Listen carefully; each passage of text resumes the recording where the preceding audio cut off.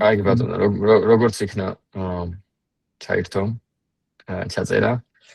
ხო, დღეს ვისაუბრებთ პირველ ალგებრის პირველ შესავალ ნაწილზე, სადაც დავფარავთ ვექტორებს, ოპერაციებს ვექტორებზე, ვნახავთ სხვადასხვა ვარიაციებს, როგორ შეიძლება გამოვთვალოთ მანძილები ვექტორებს შორის და ბოლოს ვნახავთ რამდენიმე დემოს ვექტორების ძებნის შესახებ. დავიწყოთ პატარა მაგალითებით. GeoGebra, ვინც არის ძალიან კარგი პლატფორმა, ზოგადად მათემატიკით, გეომეტრიით ვართ დაინტერესებული. შეგიძლიათ წაეთამაშოთ ხოლმე რაღაცებს. რამდენიმე პატარა დემოს გაჩვენებთ, რომ გავიხსენოთ უბრალოდ ვექტორები რა არის. ყველაზე მარტივი და ალბათ პირველი თავში რაც მოგდით ვექტორებზე არის სიბტყეზე გამოსახული მიმართულებიანი მონაკვეთები, ხო? და ასევე საკვარნაო სიბტყეზე ჩვენ ორი სარვს ხატავთ ხოლმე, ხო? ეს I და J მიმართულება, ან I და J, როგორც ნიათ ისე დაუძახეთ, არიან საკვარნაო სიბტყის ბაზისი ვექტორები. ერთი აქვს სიგრძე, ერთმანეთის მართობულები არიან და როგორც ხედავთ, ახლა აქ არის ლურჯად და წითლად გამოხატული. ეს უბრალოდ შეგახსენეთ ბაზის ვექტორები. მაგის გარდა ამ ბაზის ვექტორებით ჩვენ შეგვიძლია წარმოვადგინოთ უფრო კომპლექსური ვექტორები. მაგალითად, თუ ავისეთ ნებისმიერ წერტილს სიბტყეზე და სათავესთან შევაერთებთ ესე მიმართულებით, იმიღებთ შესაბამის ვექტორს. ამ შემთხვევაში ეს ვექტორი კოორდინატებით 3, 2 შეგვიძლია ანალოგიურად წარმოვიდგინოთ როგორც 3i + 2j. ხო, ანუ საბაზო კომპონენტების ჯამის სახით. ანუ შეგვიძლია თქვენ ვექტორი როგორც გეომეტრიულად გამოვსახოთ, ისე უბრალოდ თუ ვიტყვით, თუ დავუშვებთ რომ მაგალითად სათავე არის 0-0-ში და თუ ვიტყვით მის დაბოლოებას, ამ დაბოლოების კოორდინატებით შეგვიძლია პირდაპირ ეს ვექტორი დავახასიათოთ, ხო? აქ მოკლედ რომ ვნახოთ ვექტორების შეკრების მაგალითიც. ვექტორი არის, აი შეიძლება ფიზიკიდანაც ესეთი ანალოგია გახსოვთ, რომ ვექტორი არის სადღაცთან სადღაცა გადაადგილების მაჩვენებელი. და შეკრება შესაბამისად ვექტორების შეგვიძლია გავიაზროთ როგორც A წერტილიდან წავედი B წერტილში, ეს რაღაც AB ვექტორი და მე B წერტილიდან წავედი C წერტილში, ეს არის BC ვექტორი. ანუ ამათი ჯამი AC ვექტორი იქნება ჯერ ერთი ვექტორის ბოლოდან რომ მოვიდო მეორე ვექტორი, ხო? აი ეს W მაგალითად აქ მიღებული არის, რომ წარმოიდგინოთ, რომ ჯერ უმიმართულებით წავედი და მე ვიმართულებით წავედი, აი სადაც მივედი იქიდან. არ შემაუსალბად ხედავთ და ეგ ინტუიციაც დაახლოებით შეგექმნებათ. გამოკლება კიდე პირიქით, გამოკლება არის უკანწასვლა. ანალოგიური წარმოდგენით. ჯერჯერობით არაფერი სასწაული. სკალარზე გამრავლება, ესეც შეგვიძლია გავუკეთოთ ვექტორს. ხო, ვექტორს აქვს ორი ძირითადი მახასიათებელი. მოდი ჯერ პირველ რიგში წარმოვიდგინოთ, რომ ვექტორებზე როცა ვისაუბრებთ, უმეტესად დაშვება გვაქვს, რომ ვსაუბრობთ სათავიდან გამომავალ ვექტორებზე. შესაბამისად ვექტორს რჩება ორი მახასიათებელი. ერთი არის მიმართულება და მეორე არის სიგრძე. სკალას გამრავლება ნიშნავს ამ ვექტორის გაწელვას ან შეკუმშვას. აი მაგალითად ორზე გამრავლებით ეს ლურჯი ვექტორი გახდა ორჯერ გრძელი. იგი მიმართულება იგივე აქვს, მაგრამ არის ორჯერ გრძელი. ეს შევხედოთ დაახლოებით მაგალითს და თუ შეხედავთ კოორდინატების ჩანაწერსაც, ანალოგიურად ხედავთ, რომ თითოეულ ღერძზე, ამ თითოეული კოორდინატი პრინციპში გამრავლდა ამ სკალარზე. აქეთ შევხედოთ, ხო, გვაქვს ასევე ერთეულოვანი ვექტორების ცნება. ეს არის ვექტორები, რომლების სიგრძე არის 1 და აქ უკვე მნიშვნელოვანი ხდება ამ ვექტორების მიმართულება. შეგვიძლია წარმოვიდგინოთ, რომ ეს ვექტორები არის რადიუსები ერთეულოვანი წრეწირის. ერთხანს ახალ გავჩერდები. და ურთიერთმართობული ვექტორები თავიდანვე ვახსენეთ და ამ ურთიერთმართობულობას მე კარგად შევეხებით. მოდი აქ შევხედოთ სამ განზომილებაში შეგვიძლია შევხედოთ ვექტორებს, ხო, ესე მეგონი უფრო კარგად გამოჩნდება. ჩანს ის ვექტორის წერტილი თუ არა? მეგონი, ხო, ეხლა გამოჩნდება. მოდი დავხატოთ ყველაფერი, რომ უფრო კარგად დავინახოთ. ვექტორი ამ შემთხვევაში იქნება სათავიდან გაომავალი და ამ წითელ წერტილამდე მიმავალი. და აქვს სამი კომპონენტი შესაბამის ღერძებზე. ხო? უფრო დაბლა წამოვიდა. ანუ ეს ვექტორები, ეხლა ჩვენ კი ორგანზომილებიანი ვარიანტი ვნახეთ თავიდან. მაგრამ შეგვიძლია წარმოვიდგინოთ ბევრგანზომილებიანი. რამდენიც გვინდა ემდენგანზომილებიანი შეგვიძლია წარმოვიდგინოთ.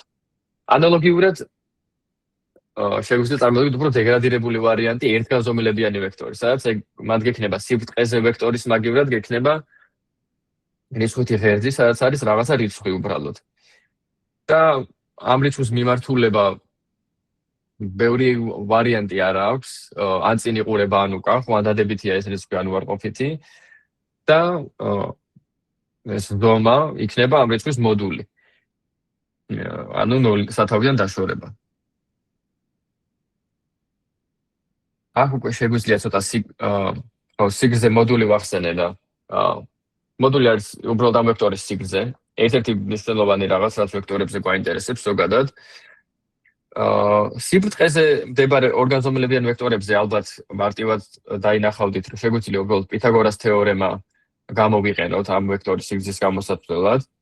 მაგალითად ამ ფუძის სამკუთხედს თუ შეხედავთ, ADC სამკუთხედს, AC ვექტორის სიგრძე არის 5, იმიტომ რომ AD კომპონენტის სიგრძე არის 4, DC კომპონენტის სიგრძე არის 3 და ჩვეულებრივ პითაგორას თეორემით AC კომპონენტის სიგრძე გამოდის 5. ეს პითაგორას თეორემა, ანალოგი ამ თეორემის მუშაობს ყველა განზომილებაში. თუ ამ შენ n განზომილებაში ამ შესაბამისი n განზომილების კომპონენტებს თუ აიყვან კვადრატში, შეკრებ და ფესვს ამოიღებ, მიიღებ ამ ვექტორის სიგრძეს. რამეს ძალიან სწრაფად თუ ხსნი ან რამე გაუგებარი თუ არის მითხარით. მე მგონია რომ მაინც უმეტესობა ეს რაღაც მოთელვასავით ვაკეთებთ ახლა და არ უნდა იყოს თითქოს რთული, მაგრამ თუ იქნება რაღაცა ხელი აიწიეთ, ან პირდაპირ შეგიძლიათ მითხრათ. რა გვაინტერესებს ახლა კიდევ? ხო, პარალელური ვექტორები. სკალარის გამრავლებაზე ვისაუბრეთ, ხო? და რას გვაძლევს რეალურად სკალარზე გამრავლება? გვაძლევს რაღაც სხვა სიგრძის ვექტორს, ოღონდ იგივე მიმართულებას ტოვებს. და ჩვენ თუ პირიქით შევხედავთ ორი ვექტორი თუ გვაქვს და თუ შევნიშნეთ, რომ ერთის ყველა კომპონენტი მეორეს ყველა კომპონენტზე რაღაც კონკრეტული ერთი რიცხვჯერ მეტია. მაგალითად, რო ავიღოთ ლამბდა უდრის 1/8-ს. რომ აი ზედა ვექტორის ეს ახლა სათავიდან არ არის, მაგრამ შემიძლია სათავეში მოვიტანო. შეხედავთ, რომ ამ გრძელი ვექტორის ყველა კომპონენტი 1/8-ჯერ მეტი არის ქვედა ვექტორის კომპონენტებზე. პრინციპში პარალელურობას ისიც არ უშლიდა ხელს ეს, რომ სადღაც სხვაგან ქონდა სათავე, თუმცა როგორც ვახსენე, უმეტესად ჩვენ უყურებთ ამ ვექტორებს როგორც სათავიდან გამომავალ ვექტორებს ჩვენ შემთხვევაში. რა გვაინტერესებს? ეს არ გვაინტერესებს. ეს გვაინტერესებს. ხო, პრინციპში დიდად არა. დაახლოებით ეს გასართობი სიმულაციები მინდოდა მეჩვენებინა.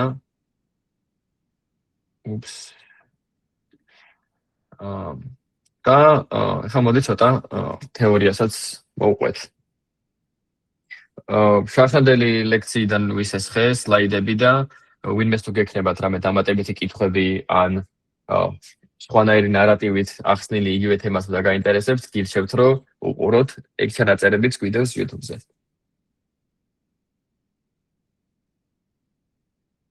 ამას აღარ ჩაუღრმავდები.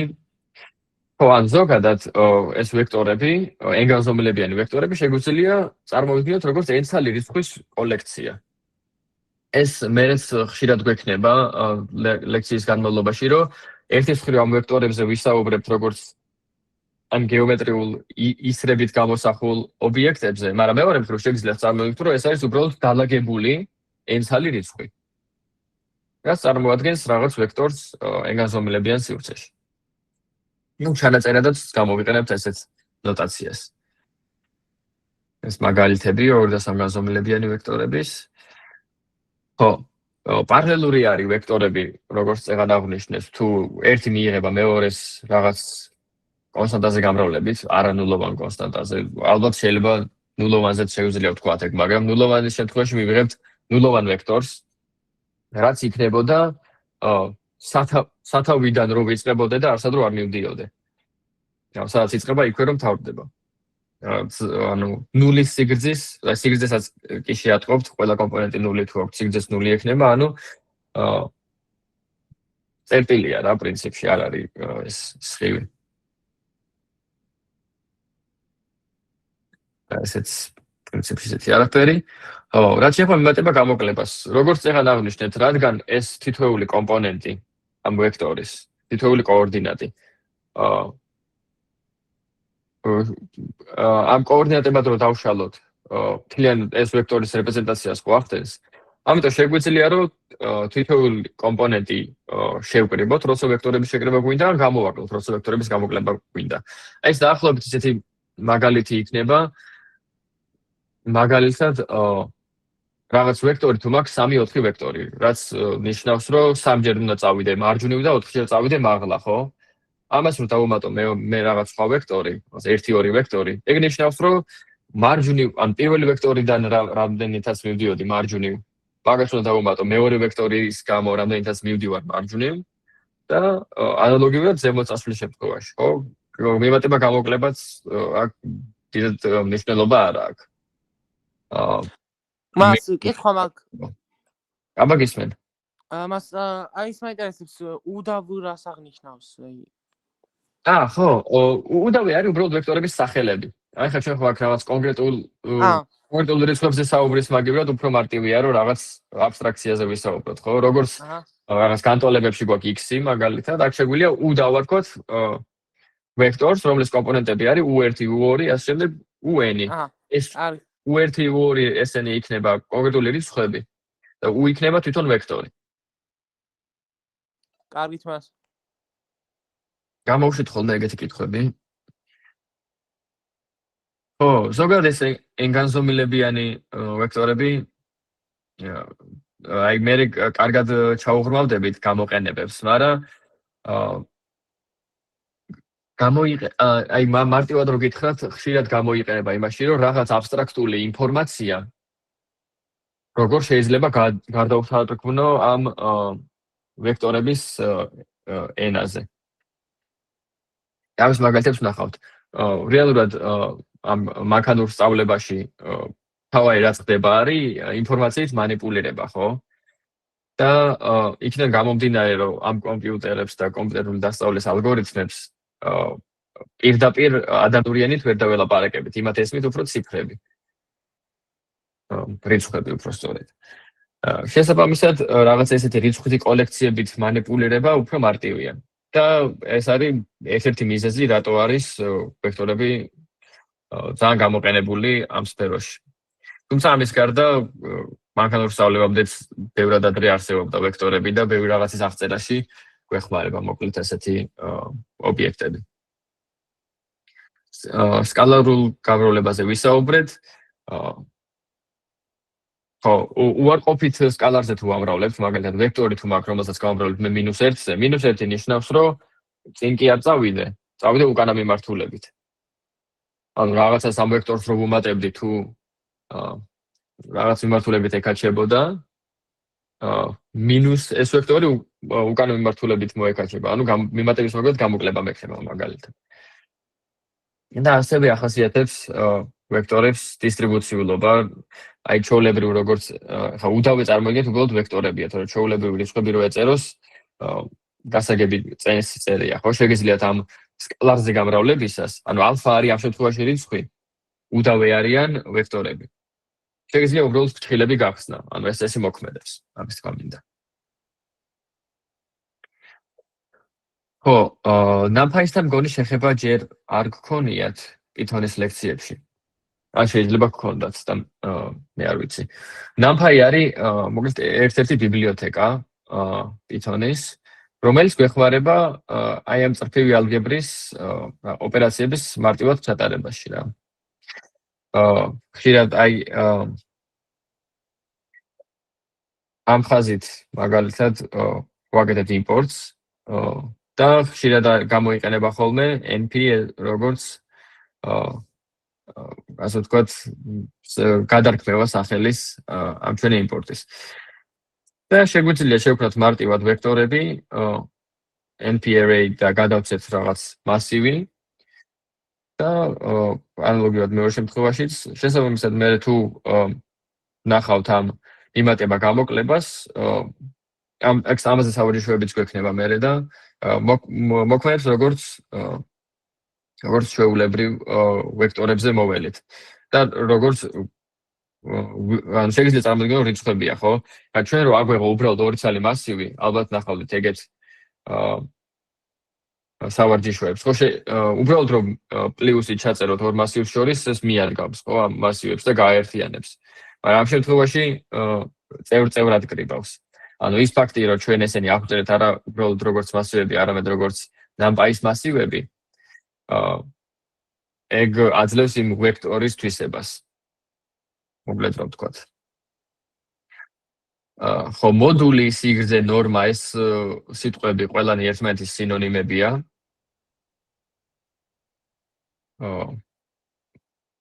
აი მოდულს უფრო თითო ხაზით აღნიშნავთ ხოლმე. ამ შემთხვევაში გამოიყენება ეს ორ ხაზიანი ნოტაცია, რაც არის უბრალოდ ფესვი კომპონენტების კვადრატების ჯამიდან. აი ორგანზომილებიან შემთხვევაში თუ კოორდინატები არის 3-4, მაშინ სიგრძე იქნება 5, ხო, ეს პითაგორას ცნობილი სამეული. სამგანზომილებიან შემთხვევაში შეგიძლიათ თქვენითაც შეამოწმოთ რაღაც 1-2 2 ვექტორის სიგრძე არის 3. და NumPy-საც აქვს მოსახერხებელი ფუნქციები ამის გამოსათვლელად.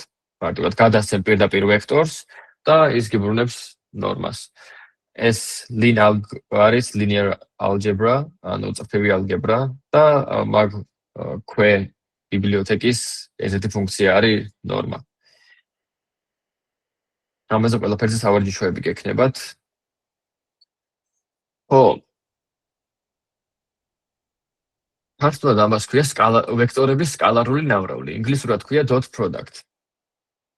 რაც არის ესეთი რამე.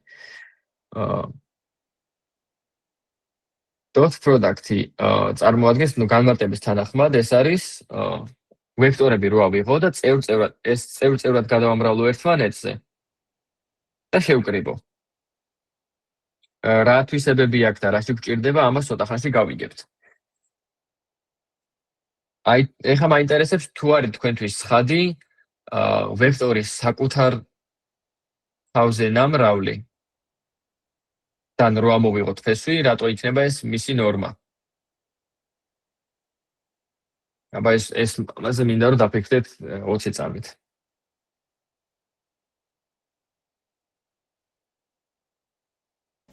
ბოდიშით კითხვა ვერ გავიგე. ხო, აი მეორე bullet point-ი რაც წერია არის, რომ ვექტორის ნორმა ეს იგივეა, რაც ფესვი ამ ვექტორის სკალარული ნამრავლისა თავის თავზე. ანუ ეს ხო რეალურად სიგრძე არის იგივე ვექტორის. იგივეს მივიღებთ რა, არაფერს არ შეცვლის. კვადრატი ვარ ყოფით არ მოდულს მივიღებთ და კვადრატი. ხო, მაგრამ წარმოედგინეთ, რომ ეხლა v რიცხვი კი არ არის რაღაცა. v არის თვითონ ვექტორი. ანუ v-ს აქვს ეს კომპონენტები. ნუ სწორ რაღაცებს იძახით. არა შევესწრები, მოდი მე თან ჩამოვაყალიბებ. კვადრატდება და მაგათი ჯამი გამოვა იგივე რასაც მანამდე ვაკეთებდით. ხო, ანუ u-ების მაგივრადაც რო v-ები ეწეროს ზემოთ, ხო გექნება v1-ის კვადრატს პლუს v2-ის კვადრატი, ასე შემდეგ, v-ნის კვადრატი და ზუსტად მაგას ვაკეთებდით სიგრძის გამოთვლისას, ხო? NumPy-ში შესაბამისი ფუნქცია, რა თქმა უნდა, გვაქვს. აქ ალბათ იმასაც შეამჩნევთ, რომ ერთი ვექტორის მეორეზე სკალარული ნამრავლი და მეორე ანუ ნიმდევრობას თუ შეცვლით, პრინციპში არაფერი არ იცვლება. უჯერვე იგივე ვეჯერ უიქნება, იმიტომ რომ კომპონენტები მაინც შესაბამისად წყვილდება. ოღონდ ამ შემთხვევაში ეს ოპერაციები, რაც განვიხილეთ, არის ერთ და იგივე განზომილებიან ვექტორებზე, ანუ u თუ ორგანზომილებიანია და v სამგანზომილებიანი, მან ალბათ თუ მინდა რომ მაინც რაღაც აზრიანი იყოს ამაცი ოპერაციები, შეგვიძლია წარმოვიდგინოთ, რომ რომელსაც მეტი განზომილება აქვს, თქვათ v-ს, ხო, სამგანზომილებიანია, u-ც სამგანზომილებიან ვექტორად წარმოვიდგინოთ, ოღონდ ის მესამე განზომილება აქვს 0-ის ტოლი, რა ვთქვათ. ნუ სივრცეში არსებობს, ოღონდ ბრტყელია. რაღაც ეგეთ ვარიანტში. ხო. აი, ახლა მივედით საინტერესო რაღაცამდე. რატომ არის სკალარული ნამრავლი მნიშვნელოვანი? არის იმიტომ, რომ როგორც აღმოჩნდა, ჩვენ ამ ვექტორებს ხო ვიხილავთ სათავიდან გამომავალ ვექტორებს. შესაბამისად, შეგიძლიათ წარმოედგინოთ, რომ ამ ნებისმიერ ორ ვექტორს შორის, ნებისმიერ ორ ვექტორზე სიბრტყე ხო გაივლება, ზოგადად ეს სტერეომეტრიიდან გემახსოვრებათ. თუ გავლილი გაქვთ უკვე. მოგალთ ეგრეა. და ისეც რომ წარმოიდგინოთ, კიდე 3D-ში, კიდე 2D-ში ორი ვექტორი, იმათ შორის რაღაცა კუთხე არსებობს. როგორც აღმოჩნდა, ორი ვექტორის სკალარული ნამრავლი იგივეა, რაც რიცხობრივად, რაც პირველი ვექტორის ნორმა გამრავლებული მეორე ვექტორის ნორმაზე და გამრავლებული მათ შორის მდებარე კუთხის კოსინუსზე. ამ ჯერ მოდი მაგალითები განვიხილოთ და ამის დამტკიცებასაც განახებთ ცოტა ხანში. ანუ აქ ეს u-ს ნორმა, v-ს ნორმა და თეთა არის კუთხე მათ შორის. ეხლა ამის ინტერპრეტაცია როგორ შეგვიძლია? წარმოვიდგინოთ, რომ თეთა თუ უდრის 0-ს. 0 გრადუსის კოსინუსი ვიცით, რომ 1-ია. რაც იმას ნიშნავს, რომ კუთხე ხო 0 ნიშნავს, რომ კუთხე 0-ია. ამათ შორის, ანუ ერთთან ცენტრა, ხო? ხო, უფრო ზუსტად შეგვიძლია ვთქვათ, რომ პარალელურებია ერთმანეთის. ანუ ერთ შეიძლება უფრო გრძელი იყოს. მაგრამ ერთმანეთს დაედება კი. რომელიღა პატარა რომელიც არის, მოკლე რომელიც არის, იმას ვერ დავინახავთ. ეს ერთი რაღაცა, ანუ მარტივად რო შეამოწმო ორი ვექტორი. ერთმანეთს პარალელურია თუ არა, შეგიძლია უბრალოდ ნახოს სკალარული ნამრავლი და სიგრძეების შეადარო. როდესაც თეთა არის 90 გრადუსი, მაშინ არის პერპენდიკულარული და ზოგადად ვექტორების მართობულობა მნიშვნელოვანი საკითხია, თუნდაც იმიტომ, რომ აი ბაზის ვექტორები რაც განვიხილეთ, ხო, ij, k ვექტორები, ეგეც ორთოგონალურები უნდა იყოს ერთმანეთის, რომ ისეთი ბაზის შექმნას, როგორცაც მიჩვეული ვართ, ხო, ჩვენი თვალი. და როდესაც თეთა არის 90 გრადუსი, მაშინ 90 გრადუსი ვიცით, რომ კოსინუსი 0-ის ტოლია. ამიტომ იმის გადასამოწმებლად ორი ვექტორი არის თუ არა მართობული, ჩვენ შეგვიძლია უბრალოდ გამოვიცვალოთ ამათი სკალარული ნამრავლი და თუ გამოვა 0-ის ტოლი, ვიტყვით, რომ ეს ვექტორები მართობულია. სინუს, კოსინუსი ეს რაღაცები მე მგონი იცით ყველა. თუ არ იცით, კითხეთ და ცოტა გავარკვევ მაგასაც. 180 გრადუსის შემთხვევაში მივიღებთ -1, ხო, კოსინუსი გვექნება -1, ანუ სკალარული ნამრავლი იქნება მინუს სიგრძეების ნამრავლი. აი აქ რაღაც კარგი მაგალითი გვაქვს, გონი. ეს თეთა კუთხე შიგნიდან უნდა ეხატოს, როგორც მახსოვს. უბრალოდ აი ამაზე მქონდა საუბარი, რა, ორი ვექტორი და მათ შორის მდებარე კუთხე. ხო, მოდი სანამ შემდეგ სლაიდზე გადავალ, გვერდით ეტაპს გავხსნი, რომ ნახოთ, შეიძლება ცოტა რთული და მოსაწყენი თემა არის, მაგრამ მაინც კარგი მაგალითი არის ჩემი აზრით, უბრალოდ რომ არ გვჯეროდეს, რატო არის ერთის მხრივ სიგრძეების ნამრავლი გამრავლებული კოსინუსზე და მეორეს მხრივ წევრად ნამრავლი ამ კომპონენტების და შეკრებილი, რატო უნდა იყოს ეგ რაღაცები ერთმანეთის ტოლი, ხო? საქმე რაშია? ჩვენ დრო წარმოვიდგინოთ ეს სათავიდან გამომავალი ვექტორების სხვაობა, რაღაც c ვექტორი. და ეს სხვაობა ხო რაღაც სამკუთხედი ხო შეიკრება AB და c ვექტორებით. აი იქნებოდა პატარა დიაგრამაც რომ გქონდეს, მაგრამ წარმოსადგენია. მერე ჩვენ თუ ჩავწერთ კოსინუსების თეორემას მაგ სამკუთხედისთვის, და სამკუთხედმა არ დაგაბნიოთ იმ მხრივ, რომ მაინც და მაინც ორდერში არ არის აუცილებელი ეს ვექტორები იყოს. როგორც წეღან ვთქვი, დიდგანზომილებიან ვექტორებში თუ აიღებთ ორ ვექტორს საერთო წერტილიდან გამომავალს, ამათზე ყოველთვის იგება სამკუთხედი. ან სამი წერტილი სიბრტყეს აფიქსირებს, ეს ვიცით წესით. ამ კოსინუსების თეორემიდან კოსინუსების თეორემას წერო სიგრძეებზე, ხო, და არა კოორდინატებზე. იმიტომ რაღაც ხო, უბრალოდ როგორც ჩვეულებრივ სამკუთხედს ისე ვუყურებ იმას და როგორც ვექტორებს ეგრე არა. შესაბამისად, კოსინუსების თეორემიდან გვექნება ეს ფორმულა. მაგრამ მეორე მხრივ ამ c კვადრატი ხო არის იგივე რაც a-b ან c სიგრძის კვადრატი ხო არის იგივე რაც a-b სიგრძის კვადრატი. და a-b სიგრძის კვადრატი არის a-b ჯერ a-b სკალარული ნამრავლი. ანუ a-b ვექტორი სკალარულად რო გავამრავლო a-b ვექტორზე. და თან ამ სკალარული გამრავლების თვისებებიდან გამომდინარე, ჩვენ შეგვიძლია ეს ფრთხილები გავხსნათ, როგორც ვნახეთ, გადავაჯგუფოთ წევრები. ამიტომ მივიღებთ ეგეთ რაღაცას,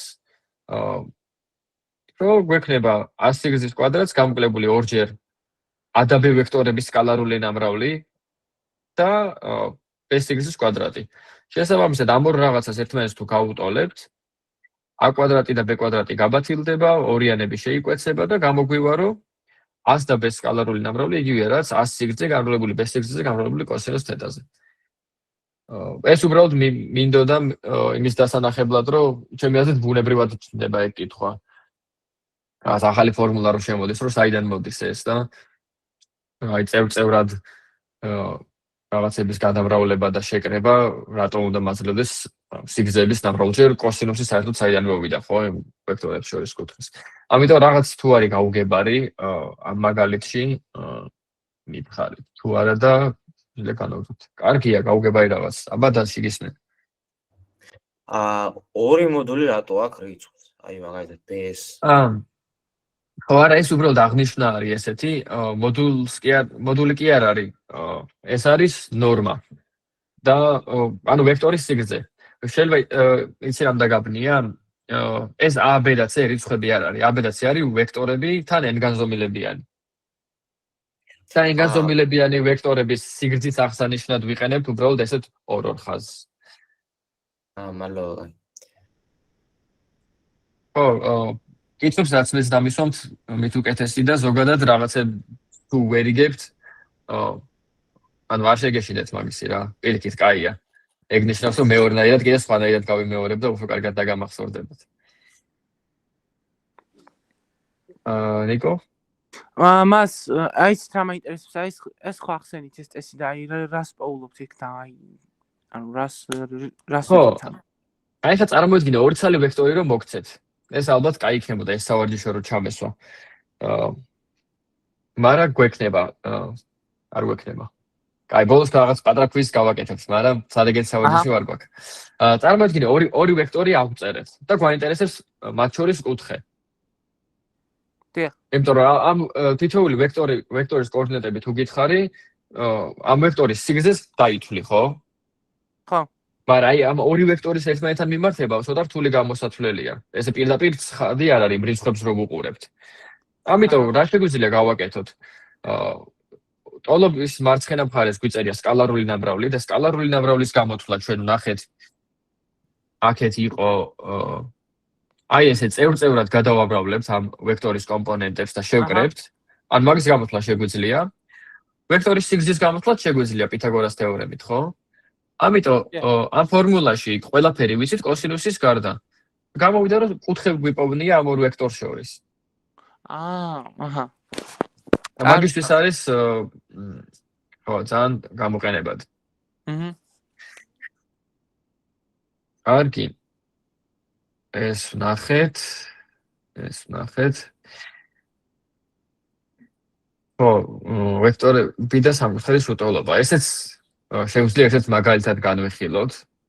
სამკუთხედის უტოლობა ხო ამბობს, რომ ორი ვექტორის ჯამი ყოველთვის ნაკლებია ტოლი. კი არა და ვექტორები არ უნდა მეთქვა. სამკუთხედის უტოლობა ამბობს, რომ სამკუთხედის მესამე გვერდი ყოველთვის ნაკლებია ტოლია დანარჩენი ორი გვერდის ჯამზე, ხო, სიგრძეებს თუ განვიხილავთ. აი, იგივე რომ წარმოვიდგინოთ, ერთი გვერდი რო იყოს A ვექტორი, მეორე გვერდი B ვექტორი და მესამე გვერდი გამოდის A + B ვექტორი. რაღაც ეგეთი. აქაც ანალოგიურად წეგან როგორი манипуляციებიც ვნახეთ. მსგავსად პირდაპირ მტკიცდება ამ სკალარული ნამრავლის განმარტებიდან ეს. და ხო, ნუ შუაში კოში-შვარცის გამოყენებაც გვიწევს, მაგრამ ეს პრინციპში ეს უტოლობა წესით ცხადი უნდა იყოს, იქიდან გამომდინარე, რომ A-ს და B-ს სკალარული ნამრავლი რეალურად უდრის A-ს სიგრძეზე განვლებული, B-ს სიგრძეზე განვლებული კოსინუსზე და კოსინუსი ხო ყოველთვის ერთზე ნაკლებიანი ტოლია. ელენეს აქვს კითხვა. პირველი განტოლება რო წერია, ანუ იქ აი ბოლო ტოლობა რო წერია, მან ანუ ორი AB რო დავწერეთ და არა ეს ორნაირი იმითი. ანუ ხაზით ეგ რატო არის ეგრე? იმიტომ რომ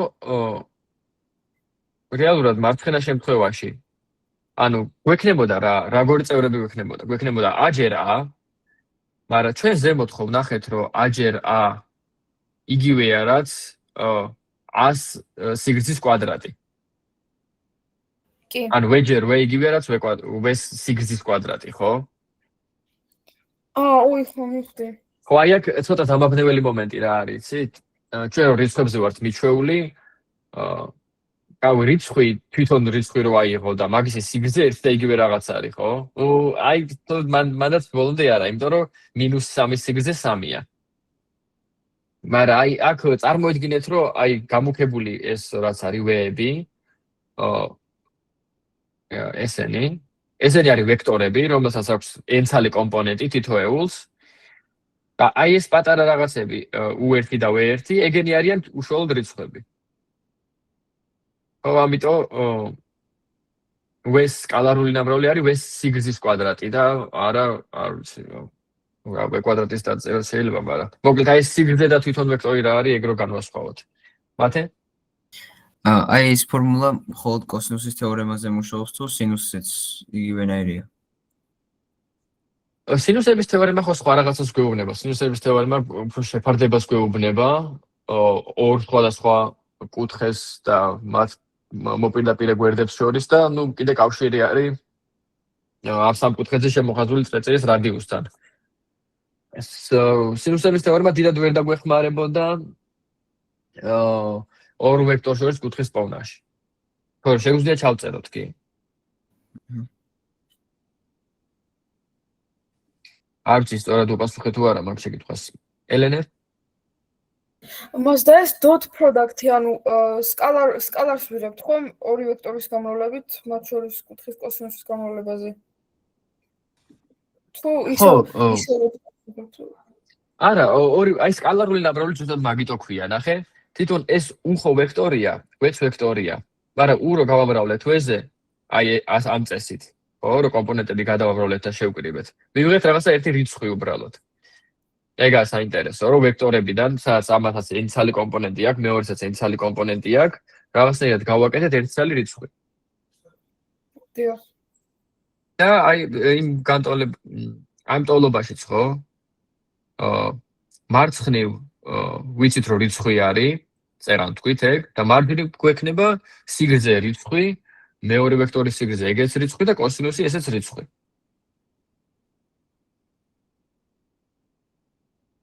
გავიგებთ. ხო, ამ სამკუთხედის უტოლობას დიდად ჩაღრმავებას არ აქვს აზრი, უბრალოდ მაგალითის სახით არის მოყვანილი. ხო,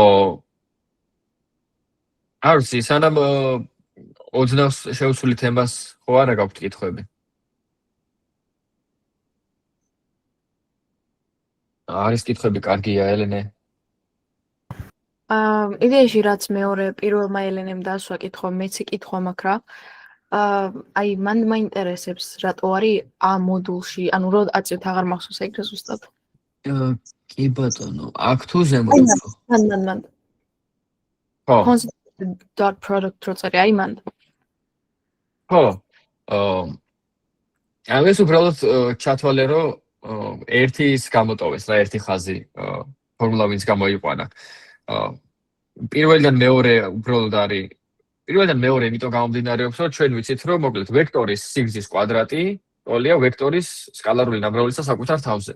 აი ეს რაღაცა რომ დავიმახსოვროთ. ანუ რაღაც x-ის სიგრძის კვადრატი უდრის x ჯერ x. ხო ეს გასაგებია ეგ ზემოთ v0 გვაქვს მაგალითი. შესაბამისად a + b სიგრძის კვადრატი არის a + b dot product a + b. ეხლა აქ ფრთხილებს რომ გავხსნით, პირველი წევრი გვექნება a-ს სკალარული ნამრავლი a-ზე, ხო? და a სკალარული ნამრავლი a-ზე ხო არის a სიგრძის კვადრატი. ჩათვალე რომ აი აქ შუაში შეეძლოთ რომ უფრო გაშლილად დაეწერას და ნუ გამოტოვეს რა. ოკეი. ხო, ანუ კვადრატმა დამაბნია რა. ხო, კვადრატი, იმიტომ რომ პირველი წევრი ხო იქნება a ვექტორი გამრავლებული a ვექტორზე. ხო, და მე ვიღებდით A მოდულს. არა, ნახე, აი ამ ფორმულას თუ გაიხსენებ, v ვექტორი გამრავლებული v ვექტორზე, ფესვი უნდა ამოიღო, რომ ამისი მოდულის სტოლი გამოვიდეს. და შეგვიძლია ეს ანალოგიურად ჩაწერო, როგორც v გამრავლებული v-ზე არის v სიგრძის კვადრატი. ეს ფესვის მაგივრად კვადრატი დაწერო იქით. ოკეი, მადლობა. ხო არ არის დამაბნეველი კიდე, არ ვიცი. არა, მე უფრო შევეჩვევი რა. მადლობა. ხო, მაგრამ მე მირჩევნია, რომ გავგებარი არ დარჩეს. მაინც მოდი ერთხელაც ვცდი, აბა, კაი მოდი საბას უპასუხებ და იქნება რაღაც რელევანტური პასუხი იყოს. ხო, ერთ რაღაცას რომ მივხვდი, იქ მოდულში როგორ წერია v და ეს უდრის რომ ფესვი ამღებული v გამრავლებული v-ზე. მაშინ რა აქვს v-ს დავწერთ თუ მოდულში v-ს, ანუ იგივე არაა წესით. ხო და ეხა v რო იყოს მაგდად რიცხვი 7, ხო? 7-ის მოდული არის კი ფესვი 7-ჯერ 7-დან, მაგრამ v თუ არის რაღაც ვექტორი. ვექტორი 1 2 3. 1 2 3-ის ნორმა ამის მოდული ხო არის ამისი კომპონენტების კვადრატების ჯამი. ხო. ანუ სხვანაირად გამოითვლება ეს აი მოდული შეიძლება ჯობდა რომ არ მეხსენებინა რა, იმიტომ რომ სკალარებთან ასოციაციას იწვევს, მაგრამ მარცხნივ წარმოიდგინეთ რომ ეს ჩანაწერი ნიშნავს ამ ვექტორის სიგრძეს, ანუ მისი კომპონენტების კვადრატების ჯამს. გასაგები. ხო, აი სადღაც შუაში, ლექციის შუაში ალბათ შესვენებისთვისაც შეგვიძლია გავაკეთოს და თუ გექნებათ რაღაც კითხვები, ვეცდები დაფაზეც დაგიხატოთ. არ მქონდა ეგ ჩაფიქრებული, მაგრამ თუ რაღაც დაბნეულობას შეამცირებს, მგონი ღირს. ხო. შემდეგი პატარა თემა, რაც უნდა ვახსენოთ ამას ვექტორებთან დაკავშირებით არის მანძილი ვექტორებს შორის. ევკლიდური არის მანძილი ევკლიდურის მეტი სივრცე შეიძლება არც გქონდეთ გაგონილი, რაღაც გამრუდებული სივრცეები და შემდეგ არსებობს რაღაცები, სადაც თუნდაც სამკუთხედის უტოლობა არ არის ჭეშმარიტი, მაგალითად სიბრტყედ რო განიხილოთ დედამიწის ზედაპირი. დედამიწის ზედაპირი ხო ბრტყელი არ არის სინამდვილეში, მაგრამ ნუ შეგიძლია მაინც ხაზები გააბნო, ხო? და იქ რაღაც სხვანაირი გეომეტრიაა, მაგრამ მოკლედ ევკლიდური სიტყვა მოდის იქიდან, რომ ბრტყელი სამყარო წარმოედგინეთ რა. მაგ შემთხვევაში ამ მანძილს გამოვთვლით პირდაპირ როგორც სხვაობას ვექტორებს შორის. და ეს სამკუთხედის უტოლობაც როგორც ვახსენეთ, ჭეშმარიტი არის. მაგრამ ევკლიდური მანძილი ყოველთვის საუკეთესო მახასიათებელი არ არის ვექტორების ეს მაგალითად მსგავსების დასაჭერად. ხო შეიძლება ორი ვექტორი ერთ მხარეს იყურებოდეს, მაგრამ ერთი ბევრად გრძელი იყოს ვიდრე მეორე და ამიტომ ამათ შორის სხვაობა, ვექტორებს შორის სხვაობა ვიზუალურად რო წარმოიდგინოთ, იქნება ამათ წეროებს შორის სხვაობა.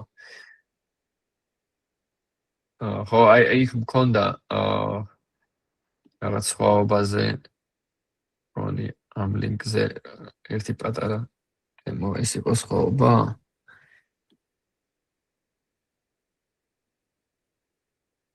ასე იგი u ვექტორს გამოკლებული v ვექტორი არის z. u v და z. ანუ ეს ცოტა ხატია. w u და v რო ორივე სათავიდან გამოდიოდეს, უკეთესი იქნებოდა, ხო, ეგ არ შეგვიძლია, მაგრამ მოკლედ. რო წარმოვიდგინოთ ზოგადად, w ვექტორს გამოკლებული u ვექტორი იქნებოდა w-ს ბოლოდან აქედან გამომავალი ვექტორი იქით მიმავალი. და მე რომ მქონდეს მაგალითად ეს ორი ვექტორი, ეხლა რაც მაქვს პატარა u და დიდი w. ესენი ხო ნახეთ ძალიან ერთმხარეს იყურებიან, მაგრამ მაგას შორის სხვაობა ის მონაკვეთი ვერაც არის, ხო? მაინც დიდია, თითქმის w-ს ხელაა. ამიტომ იმის თქმა მინდა, რომ პირდაპირ ეს ევკლიდური მანძილი ვექტორებს შორის ყოველთვის კარგად არ ასახავს ამ ვექტორების მსგავსებას, ასე რომ ვთქვათ.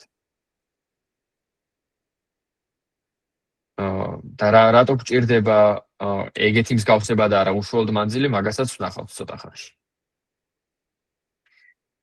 აქ ყოფილა მშვენიერი ეს გრაფიკით ყოველთვის გადავხდი იქით.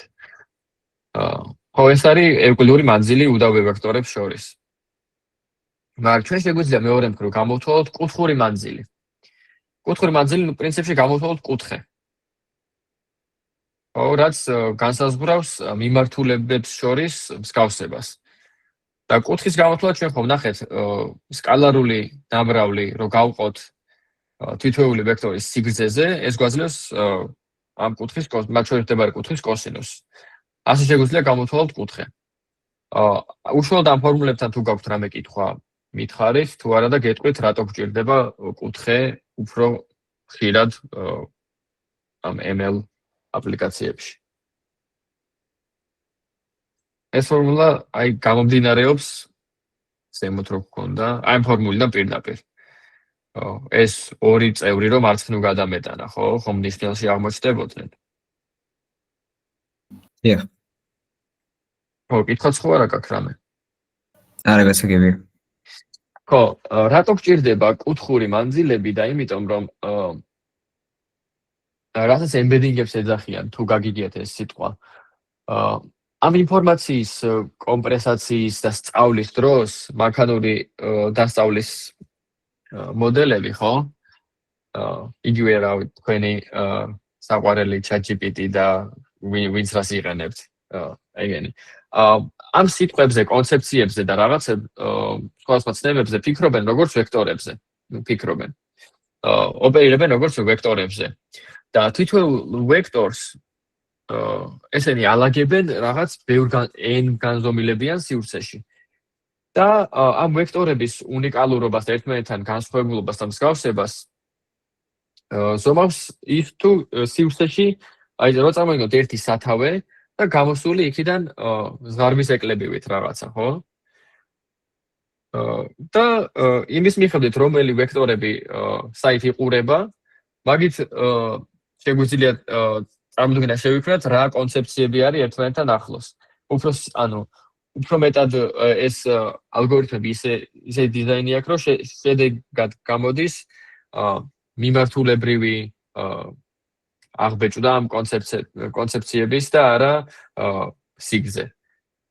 სიგრძეს მნიშვნელოვანია, მაგრამ რეალურად ჩვენ შეგვიძლია სიგრძეს არ უგულებელყოთ, წარმოვიდგინოთ რავი, ერთეულოვანი ვექტორები რაღაც სფეროზე და მაგის მიუხედავად ეს კუთხე მათ შორის უფრო მაინც კარგად ასახავს, მაგალითად კუთხე კარგი კიდე იმიტომ შეიძლება იყოს, რომ საწინააღმდეგო კონცეფციები რო აიღოთ, პირდაპირ მინუს რაღაცა გამოდის, ხო, კუთხის და მანძილით გამოდის რაღაც ორჯერ ამ ვექტორის სიგრძე. მოკლედ, უფრო დეტალურად კიდე კარგად ვნახავთ, რას გვაძლევს ეს კოსინუსი, მაგრამ რაღაც საწყის ინტუიცია რო შევიქმნათ, კუთხე რატო შეიძლება იყოს უფრო მნიშვნელოვანი ვიდრე უშუალოდ მანძილი ვექტორების ბოლო წერტილებს შორის.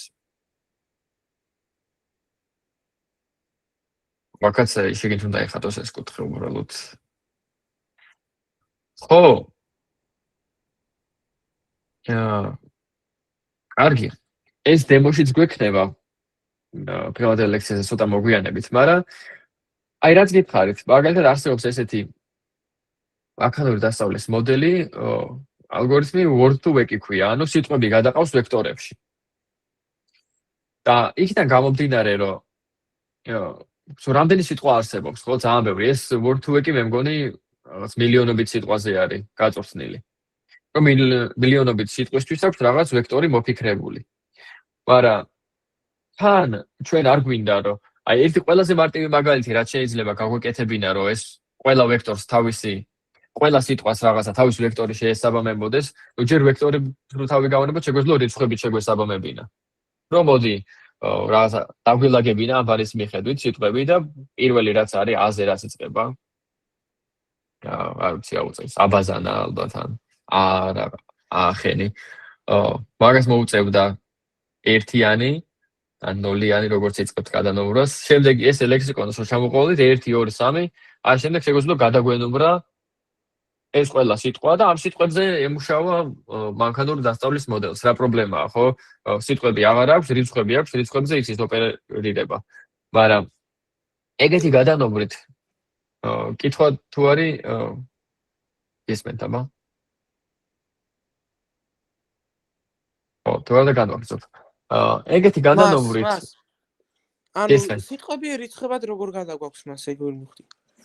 ხო და აი ყველაზე მარტივი მაგალითი რაც შეგვიძლია წარმოვიდგინოთ, წარმოიდგინე ლექსიკონი გაქვს. ანბანით დალაგებული ლექსიკონი და მიყვები ამ ლექსიკონს რა ფურცლავ. პირველი სიტყვა რაც შეგვხვდება, ეგ იყოს მოდი პირველი ერთიანი იყოს ეგ სიტყვა, მეორე სიტყვა რაც შეგვხვდება, ეგ იყოს ორიანი, მესამე რაც შეგვხვდება, იყოს სამიანი და ასე შემდეგ. ეს არის მაგალითად ყველაზე პრიმიტიული მაგალითი, რაც შეიძლება მოიფიქრო, როგორ შეუსაბამო სიტყვებს რიცხვები, ხო? დიახ, მას. მაგრამ ეხლა ეს ცუდი რატოა? ნუ ცუდი რა პრობლემები აქვს. მაგალითად პრობლემები აქვს ის, რომ რიცხვებს აქვს ისეთი თვისებები, რომ მაგალითად 1 + 2 უდრის 3-ს. მაგრამ მე არ მინდა, რომ პირველ სიტყვას დამატებული მეორე სიტყვა მესამე სიტყვას უდრიდეს. ანუ რაღაც დამატებითი თვისება შემოვიტანე, რაც არ განმომდინარეობდა ჩემი ინფორმაციის სტრუქტურიდან.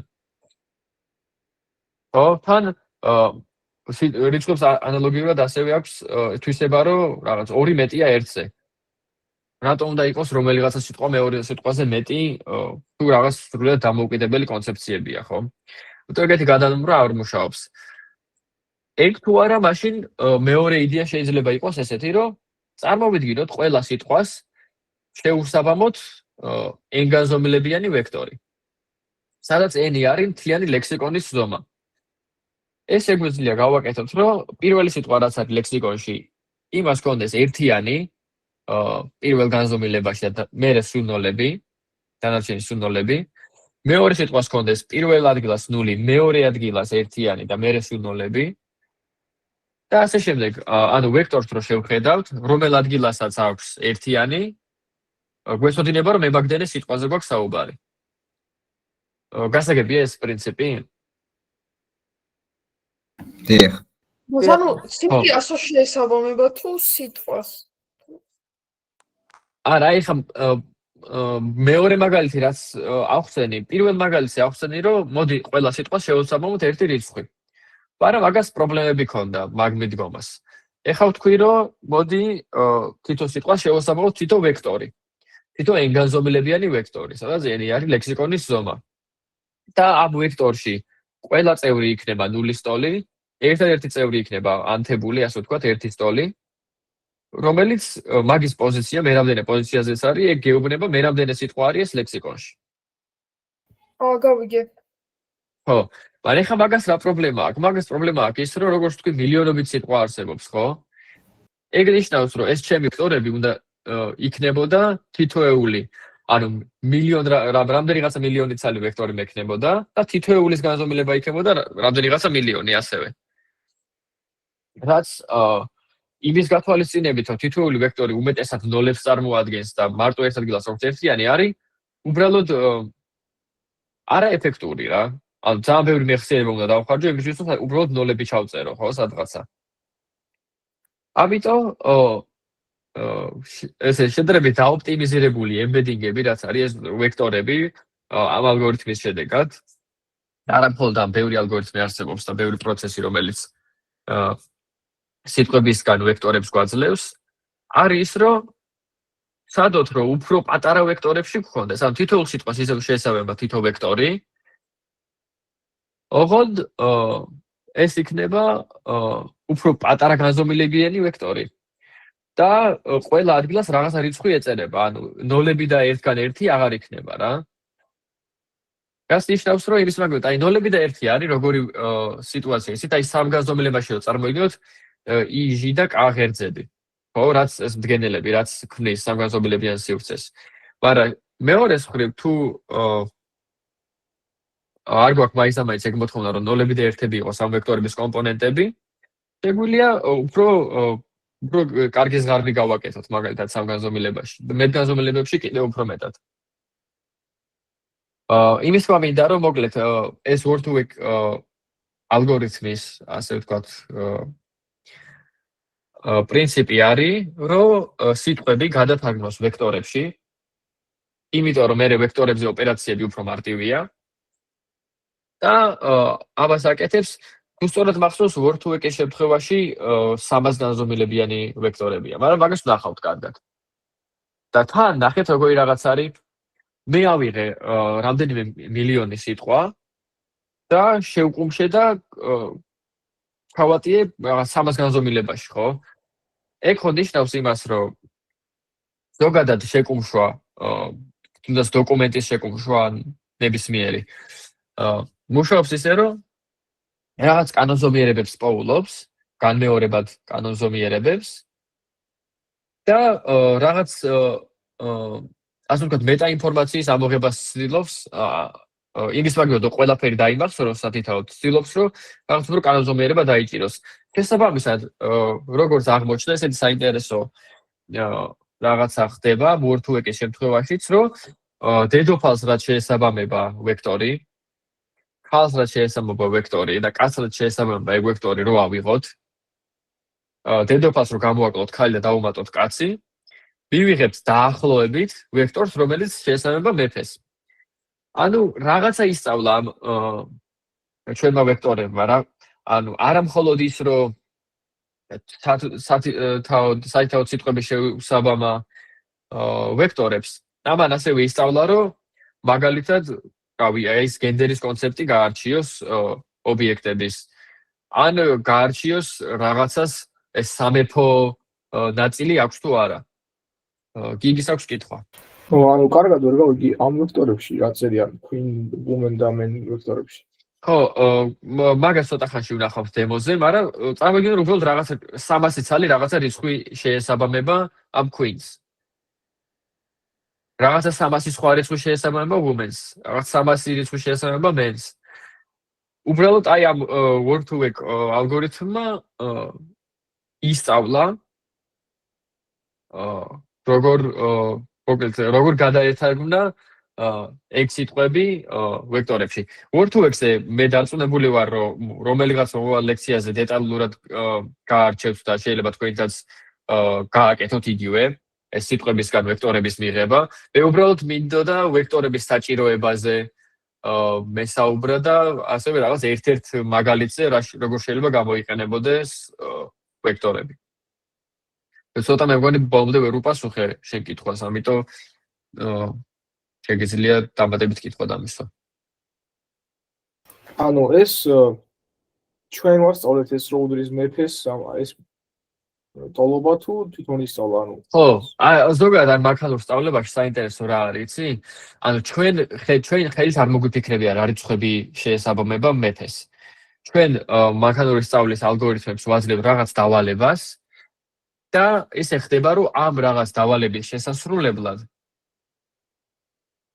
ამას უწევს ამ ინფორმაციის შეკუმშვა, დაორგანიზება და დალაგება ისე, რომ ეს არის ჩათვალე, თუნდაც ეს მაგალითი, რომ ეს მიმატება გამოკლებას შინაარსი აქვს, ეგ არის, ასე ვთქვათ, მეორადი პროდუქტი მაგ პროცესის.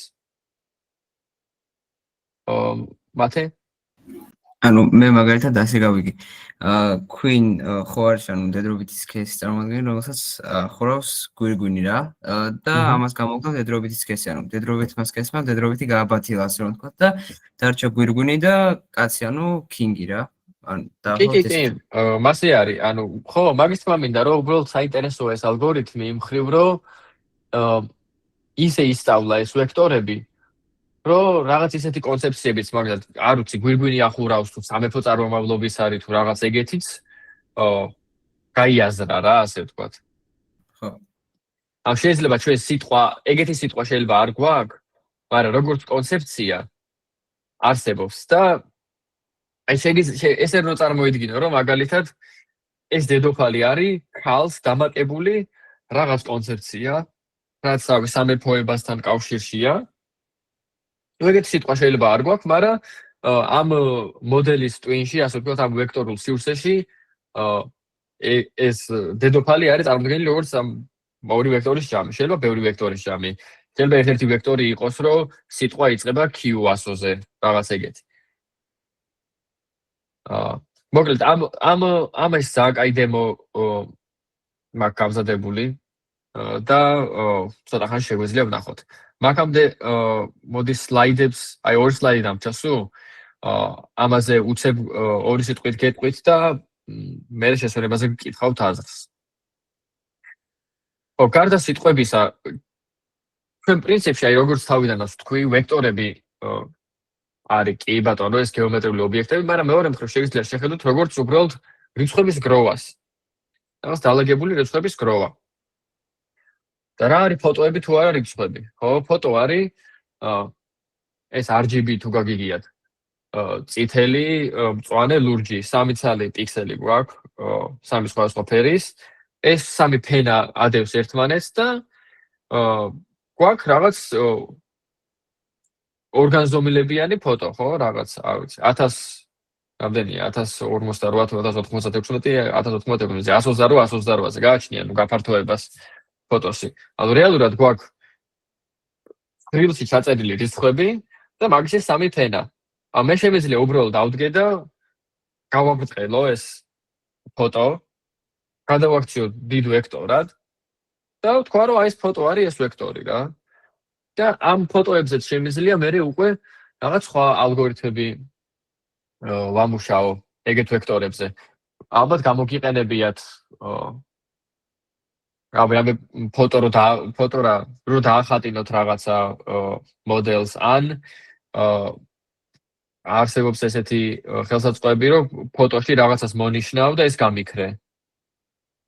ან ყოფილა რომ რაღაც ფოტოს მისცემ და ეტყვი რომ ვან გოგის სტილში მინდა ეს და ეგრე გადაგიხატავს. თუმცა აი ფოტოებზე რაც ხდება манипуляციები, ეგენიც დაახლოებით უხეშად რო ვთქვათ, შეგვიძლია წარმოვიდგინოთ, რომ ეს ფოტო რაღაცნაირად გადაითარგმნება ვექტორში და იმ ვექტორზე მერე უკვე მარტივი ოპერაციების ჩატარება. აი კიდე ერთი მაგალითი გამახსენდა. ვერიფიკაციას თუ გადიხართ სადმე შეიძლება ფოტოს გადაღება, თქვენი სახის ფოტოს გადაღება მოგთხოვოთ და პირადობის ფოტოს გადაღება. ანუ ძალიან ბევრი რაღაც არის. თვითმავალი მანქანებია ბოლოს და ბოლოს ქუჩას უყურებს კამერით და ხვდება რა და როგორ არის, ხო? ხო, ეგ არის უბრალოდ მაგალითი ფოტოსი. და ფოტოების შემთხვევაში შეგვიძლია გამოვთვალოთ მაგალითად ევკლიდური მანძილი ან კუთხური მანძილი. კუთხური მანძილი როგორც წესი უფრო კარგად იჭერს აი ამ კონცეპტუალურ მსგავსებებს. მაგის ფოტოებზეც მაქვს მაგალითი და ლექციის ბოლოსკენ ვნახავთ. ევკლიდური მანძილი უფრო ნახულობს აი პირდაპირ ერთ-ერთზე რო დაადო ფოტოს რა განსხვავება არის. ხო, რამდენიმე გამოყენება უკვე ვახსენეთ, სიტყვებთან მუშაობის შემთხვევა, ფოტოებთან მუშაობის შემთხვევა. სიტყვების გარდა ტექსტთან მუშაობა ზოგადად საინტერესოა, იმიტომ რომ შეიძლება იყოს ავი სიმბოლოები, მათემატიკური გამოსახულებები, მთლიანად დოკუმენტებს შეიძლება გვინდოდეს, რომ შევუსაბამოთ ვექტორები. იმისთვის, რომ მაგალითად მოვძებნოთ რაღაცები. search engine-ები ზუსტად არ ვიცი ყველა როგორ მუშაობს, ადრე იყო იქ სხვა პრინციპზე იყო, უხეშად რო ვთქვათ და ფუძნებული. მაგრამ შეიძლება აი გრაფებსაც ეგრე შეხედოთ რაღაცნაირად ვექტორების სახით და რაღაცები თუნდაც ვებში მოძებნოთ ვექტორების მსგავსების მიხედვით. რომ წარმოიდგინე უფრო ზოგადად, რაღაც კონკრეტული მაგალითების გარშე გაქვთ რაღაც კოლექცია და რაღაცნაირად შეძელით, რომ კოლექცია ობიექტების და შეძელით, რომ თითოეულ ობიექტს შეუსაბამეთ ვექტორი. ეხლა მე თუ მოვიტარე ახალი ვექტორი და მაინტერესებს ამ ვექტორის ნაირი ობიექტების პოვნა. მე შემიძლია პირდაპირ გამოვთვალო ეს კუთხე ამ ვექტორებს შორის, cosine similarity ეს ტერმინი ვახსენე თუ არა არ მახსოვს, მაგრამ ეგრე ქვია, კოსინუსური მსგავსება, რაც არის კუთხე ვექტორებს შორის და შემიძლია რაღაც ობიექტის მსგავსი ობიექტები ვიპოვო. რაც მაგალითად ფოტოების შემთხვევაში, დოკუმენტების შემთხვევაში 1000 სხვანაირი ობიექტის შემთხვევაში იქნებოდა რთული. მაგრამ აი ეს ვექტორული რეპრეზენტაცია გვაძლევს მაგის საშუალებას. ეს ძალიან ჯადოსნურ რაღაცას ჟღერს, მაგრამ აქ ყველაზე მთავარი და ყველაზე რთული პროცესი არის ამ ჩვენი საწყისი ობიექტების ვექტორებად გადათარგმნა ხარისხიანად. და მაგაზე არის რეალურად ღრმა დასწავლა, რომ ეგ მოხდეს. ხო, ფოტოებზე ტექსტზე ვისაუბრეთ. შეიძლება თუნდაც იყოს ვექტორებში უფრო აი კლასიკურ მანქანურ დასწავლას რასაც ეძახიან. მაგის ამოცანების ამოსახსნელად შეგვიძლია გამოვიყენოთ ვექტორები. მაგალითად, თუ მინდა სახლის ფასის გამოცნობა, სახლის მახასიათებლებიდან გავამდიდარე, ხო? შეიძლება წარმოვიდგინოთ ვექტორი, რომლის პირველი კომპონენტი არის უბანი ამ სახლის, თქვათ. მეორე კომპონენტი არის ბინარი თუ კერძო სახლი. მესამე კომპონენტი შეიძლება იყოს აივანი თუ აქვს რაღაც მეოთხე ფართობი და ასე შემდეგ რაღაც როგორი პროექტია. ან შემიძლია ნებისმიერი ინფორმაცია უბრალოდ ვექტორის სახით წარმოვადგინო და აი ამ ვექტორების დამუშავება მე უფრო მარტივი არის კომპიუტერული გამოთვლების საშუალებით. შეგვიძლია ასევე აი გრაფებიც ვახსენე და აი გრაფების შეკუმშვაც არსებობს გრაფის სპეციალური რაღაც აგრეგაციის ალგორითმები, რომლებიც გრაფს გადაიყვანს ვექტორში. და მოკლედ ეს იმისთვის მომყავს ეს მაგალითები, რომ უბრალოდ ჰაერში არ ფიქრობდეთ ვექტორებზე და დაახლოებით წარმოდგენა გქონდეთ რაში ვიყენებთ. კარგი. მე ახლა მაინტერესებს რამდენად დაღლილები ხართ. დაახლოებით გითხრათ ჩემი გეგმა არის ორი დემო, ანუ ახალი ინფორმაციული ბევრი შეიძლება არ იყოს, მაგრამ ვიზუალურად საინტერესო რაღაცებია. და ბოლოს გვექნება პატარა კვიზი 104 კითხვით. და გინდათ შესვენება თუ ბარემ მიყვეთ და რაც მალე მოვჭებით მით უკეთესი. ეს არ ვიცი ხა პასუხს როგორ ველი თქვენგან ავონთ. მაგრამ მოდი თქვენ თუ არ მეტყვით რომ შევისვენოთ, მაშინ არ შევისვენებ და ბარემ მალე მოვჭეთ ჯობია. თეორიული დიდი ნაწილი არ გვექნება დანარჩენში და ამიტომ შედარებით მარტივად გავივლით. 1-5 წუთი. ოკეი. კარგი. დავაპაუზებ მაშინ. დაწერას. ანდაც არა, იყოს. კარგი, შევისვენოთ. და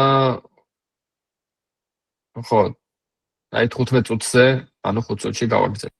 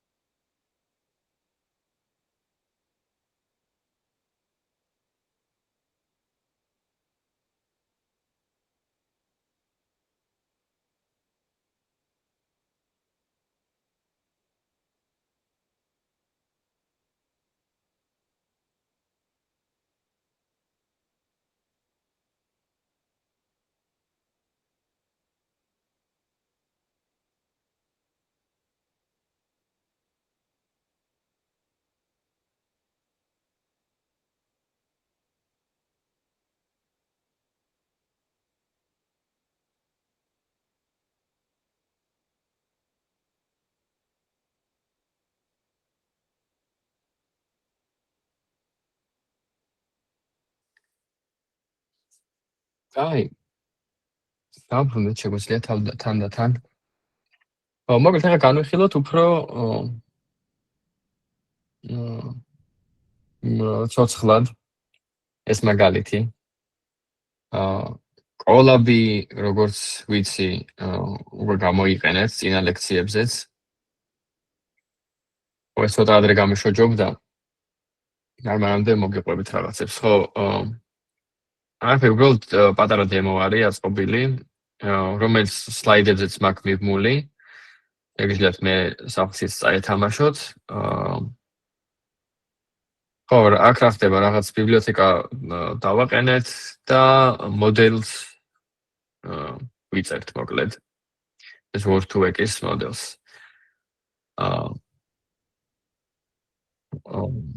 ოკეი. აი ეს ზოგადად თუ გაინტერესებთ, ამებს კიდე თავიდან გავუშვებ, მაგრამ აი მეფე მაგალითად. მეფე კაცი ქალი ავიღე და 300 განზომილებიანი ვექტორები გვაქვს. აი თითოეული ვექტორი არის წარმოდგენილი როგორც ესეთი რაღაცა. ანუ არის უბრალოდ გროვა რიცხვების, რომელსაც არნაირ შინაარს ესე ადამიანი ვერ დაინახავს, ხო? ესე რო უყურებ ამას ვერ ხვდები, რომ ეს მეფე არის. შესაბამისად გაგიჭირდება, რომ რაღაც თუნდაც კანონზომიერება დაიჭირო ამაში. თანამის იტვირთება შეგვიძლია გავიაროთ რაც უკვე გაკეთებულია. რომ შეგვიძლია მაგალითად ეს მოდელი ჩაიტვირთება, ავიღოთ მეფის, კაცის და ქალის შესაბამისი ვექტორები. ეს მაგალითად ნახეთ როგორ გამოიყურება მეფის შესაბამისი ვექტორი და გავაკეთოთ ესეთი რაღაცა. მოდი ახლა ჩვენ მოვიფიქროთ დედოფლის მიახლოება. დედოფლის მიახლოება აი საინტერესო სიტყვების არითმეტიკით, რაც იყო მოცემული მაგალითში, ხო, რომ მეფეს გამოვაკლოთ კაცი და დავუმატოთ ქალი, იქ პირიქით იყო მგონი, მაგრამ ჩვენ დედოფალზე გავაკეთოთ, იქ მეფეზე იყო. ეხლა შეგვიძლია გავაკეთოთ ეგეთი რაღაცა. ამ მოდელს თვითონ აქვს ეგეთი ფუნქცია, რომ შეგვიძლია მოგიძებნოს მსგავსი ვექტორი, ვექტორის მსგავსი ვექტორი თუ გადასცემ ამ შენს ვექტორს. ჩვენ გადავცემთ ამ ვექტორს, რომელიც არის ეს დედოფლის მიახლოება და ვეუბნებით, რომ დაგვიბრუნე 10 საუკეთესო ყველი. ხო, ამ შემთხვევაში, რასაც ესა გააკეთებდა, ნუ აქ ქვემოთ მე რაც მიწერია, უბრალოდ დაბეჭდა არის. აი ეს 10 ცალი ყველი რაც მოგცა არის თვითონ მეფე, დედოფალი, რისი შეფასებაც ვცადეთ ჩვენ, რისი გამოსვლაც ვცადეთ, მონარქი, პრინცესა, crown prince არ ვიცი რა არის, გვირგვინიანი პრინცი, პრინცი, მეფეები, სულთანი, ეს რაღაცა და მე დედოფლები. ანუ ხო, idеალური იქნებოდა ალბათ, რომ დედოფალი ყოფილიყო პირველ ადგილზე, ყველაზე ახლოს ყოფილიყო, მაგრამ მეფე დარჩა მაინც პირველ ადგილზე, ალბათ იმიტომ, რომ ძლიერი იყო შედარებით უფრო ის ვექტორი, მეფის ვექტორი და ეს კაცის გამოკლება ქალის დამატება დიდად ვერ დააჩოჩა. ხო, ერთი რაღაც რაც არ მithქვამს არის, ჩვენ ვთქვით, რომ კოსინუსი, როდესაც არის 0, ეს არის როცა ვექტორები მართობულია და კოსინუსი, როდესაც არის 1, ეს არის, როდესაც ვექტორები პარალელურია, ხო? ანუ კოსინუსი თუ 1-ია, ანუ კუთხე არის 0. ეხლა ორი ტერმინი, ერთი არის თვითონ კუთხის კოსინუსი და მეორე არის მანძილი კოსინუსური. ანუ ჩვენ შემთხვევაში მეფესთან ამ ჩვენ საძიებელ ვექტორს მეფესთან ხონდა მსგავსება 0.84. შესაბამისად მანძილი იქნებოდა 0.16, ხო? თუ რაც რჩება იქით. ანუ იმის თქვა მინდა, რომ მსგავსება და მანძილი არის ერთმანეთის შემავსებელი სიდიდეები რა. ჯამში არის 1. მსგავსება არის თვითონ კოსინუსი, მანძილი არის 1 მინუს კოსინუსი. ხო, აქ ქვემოთ კიდევ ეგეთი რაღაცა აქ დათვლილი, რომ ჩვენ შეგვიძლია ვნახოთ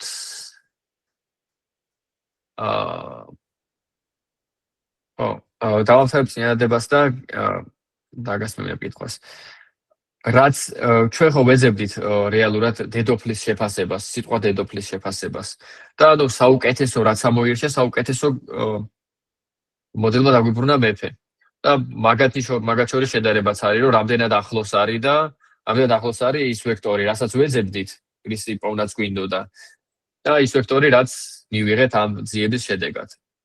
აი მაგათი მსგავსება არის 65% როგორც ჩანს. ორი კითხვა არის პირველის დავიწყოთ, სახელს ვერ ხედავ, ბოკუჩავა გვარს ხედავ. დიახ, კითხვა მაქვს სინტაქსზე თვითონ, აი რო გვიწერია გამოგეჭდვა სიტყვის და სიახლოვის similarity.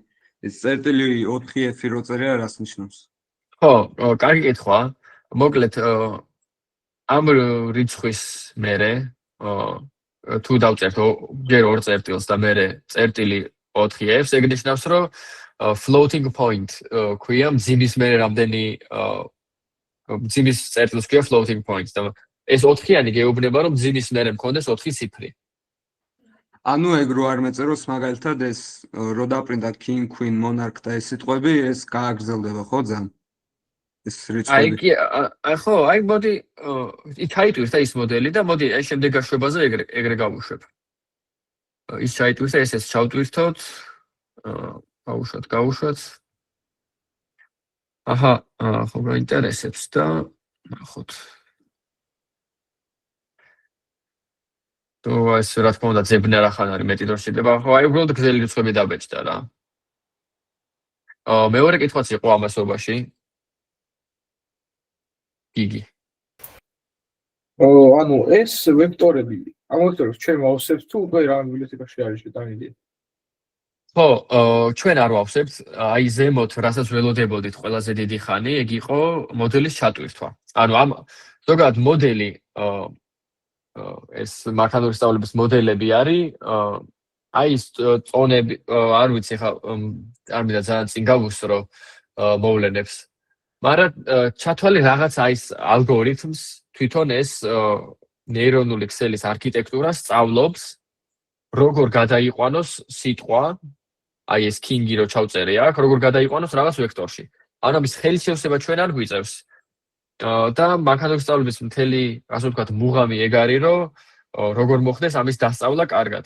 და ამ შემთხვევაში ჩვენ ეს დასწავლილი მოდელის არქიტექტურა და შესაბამისი პარამეტრები წამოვიღეთ უბრალოდ, ჩავწერე აქ კოლაფში.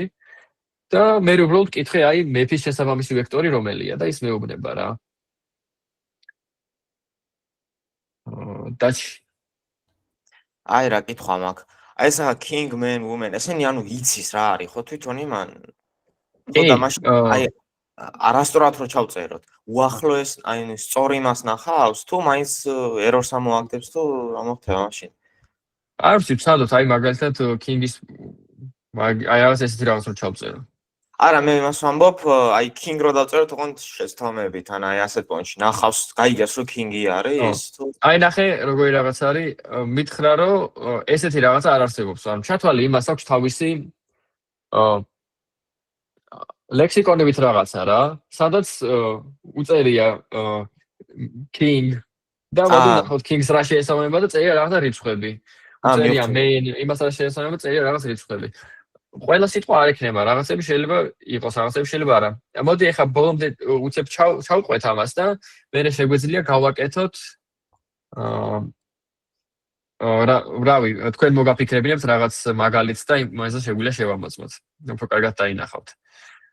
ეს გავუშვით. ხო. აი, ხო, პრინციპში ეს ნოუთბუქი სულ ეს არის. ამას გაგიზიარებთ და შეგეძლებათ ითამაშოთ კიდევაც თქვენით.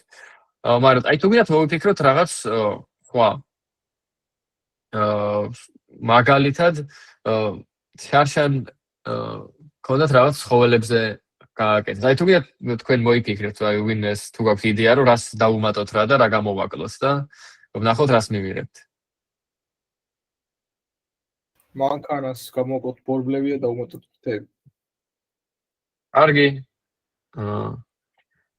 ანუ cars გამოვაკლოთ wheels და დავუმატოთ აი wings. დიახ. მოდი ცვლადებს სახელებს არ გადავარქმევ, რომ კოდის გადაწერა არ დამჭირდეს. უფრო ზოგადი კოდის დაწერაც შეიძლებოდა აქ. კი ბატონო, ყველა სიტყვა იპოვა. აქ რაღაც სხვა ვექტორს მივიღებთ ეხა, რომელიც შეესაბამება მანქანას. სანამ გაიგო, ანუ რაღაც კითხვა მაქვს.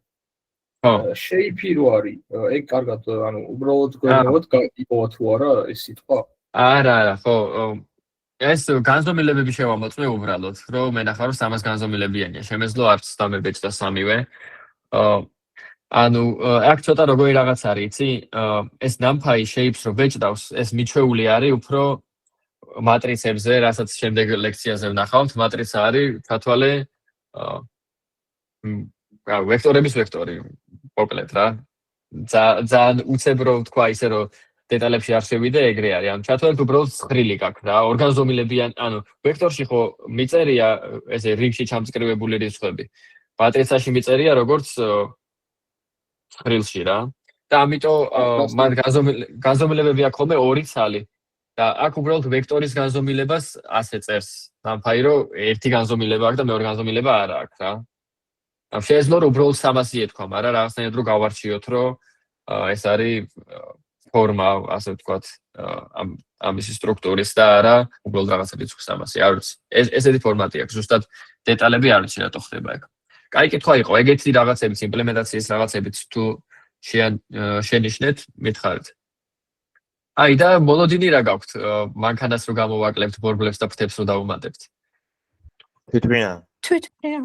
თვითმფრინავსაც ხო აქვს ბორბლები, მაგრამ ალბათ აი ეგ შეიძლება. არ ვიცი, წარმოდგენა არ მაქვს მე თვითონ. შეიძლება ისე მანქანა მივიღოთ, როგორც წეღან მეფე გამოვიდა ყველაზე ალბათური. გავუშვათ ეს და აქ ქვინის მაგიურად უნდა ჩამეწერა airplane ალბათ. არა, აი ნახეთ, ფრთები იყო ყველაზე ახლოს, მერე მანქანა, აი მესამე ადგილზე არის airplane. მეოთხე ადგილზე არის Bob Dylan-ის ხმა. ამას ვერ ხვდები. Bob Dylan aircraft. ხედავს გავწეროს. Chevrolet Malibu, შეიძლება ფრთები აქვს Chevrolet Malibu-ს, რა ვიცი, აი plane. არ ვიცი, ჰაბსბურგების სასახლე. ხო, ნუ იდეალური არ არის ახლა, ცოტა რთული წარმოსადგენია, რომ ყველა კონცეფცია 300 განზომილებაში იყოს ჩატეული. თან არ არის ეს ყველაზე ძლიერი მოდელი. თვითონ აი შემდეგ ლექციებზე თქვენ თვითონ გააკეთებთ იმას, რომ როგორ ანუ აი რაღაც ეხა ხო თქვენთვის არის შავი ყუთივით რა ხდება ამ მოდელში, რომ რანაირად მე სიტყვას ვეუბნები და იმან ვექტორი x-ის და თან ეს ვექტორები ერთმანეთთან ისე ურთიერთქმედებს, რომ რაღაც აზრიანი გამოდის. აი ეგეთ რაღაცებს იზამთ თქვენით მერე უკვე. შეგვიძლია ერთი სწრაფი მაგალითიც გავაკეთოთ და გადავიდეთ მერე ფოტოებზეც მაქვს ერთი მაგალითი. აბა გისმენ გაბი და ანასაც აქვს ხელი აწეული. აი თუნდაც უაზრო რაღაც რო ჩავწეროთ, მაგალითად ძროხას რო გამოვაკლოთ ფრთები, მე რა მოხდება? გავაკეთოთ, რავი. რამეს მას დაგავშიფს ხო? ძროხას გამოვაკლო ფრთები? ხო, თვითონ რაც არა აქვს, აი ეგრე მაინტერესებს. კაი, wings-ი უნდა იყოს. და რა დავუმატოთ? ფეხები დავუმატოთ, უკვე აქვს და. კაი. შეიფებს რაღაცებს შეგვიძლია გადავახტეთ. ისე ძროხები, ქალვარის, ხო? ძროხის ნაშიერი, ხო? ფეხები, ჩაიდანი. რაღაც თხაღორი, რაღაც ეგეთებიც გამოვიდა. ანას კონდა ხელი აწეული კიდე. დავუშვათ ღამეს რო გამოვაკლოთ მთვარე და მერე მივუმატოთ მზე. კარგი.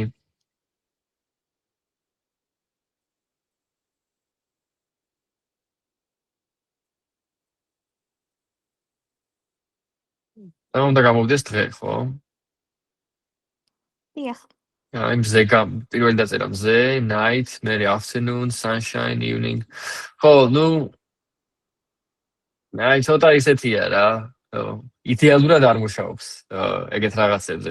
ძალიან სულელიც არ არის, მაგრამ ხო აი როგორ შეგიძლია წარმოიდგინოთ იცი რომ რაღაც ბევრ განზომილებაში, ან ბევრ განზომილებას ვერ წარმოიდგენთ ბუნებრივია. სამ განზომილებაში შეგიძლიათ წარმოიდგინოთ, რომ რაღაც ვექტორებს ამატებთ ერთმანეთს და კრეებთ, აკლებთ. აი როგორც აქ მაგალითად ორ განზომილების შემთხვევა მაქვს, ხო?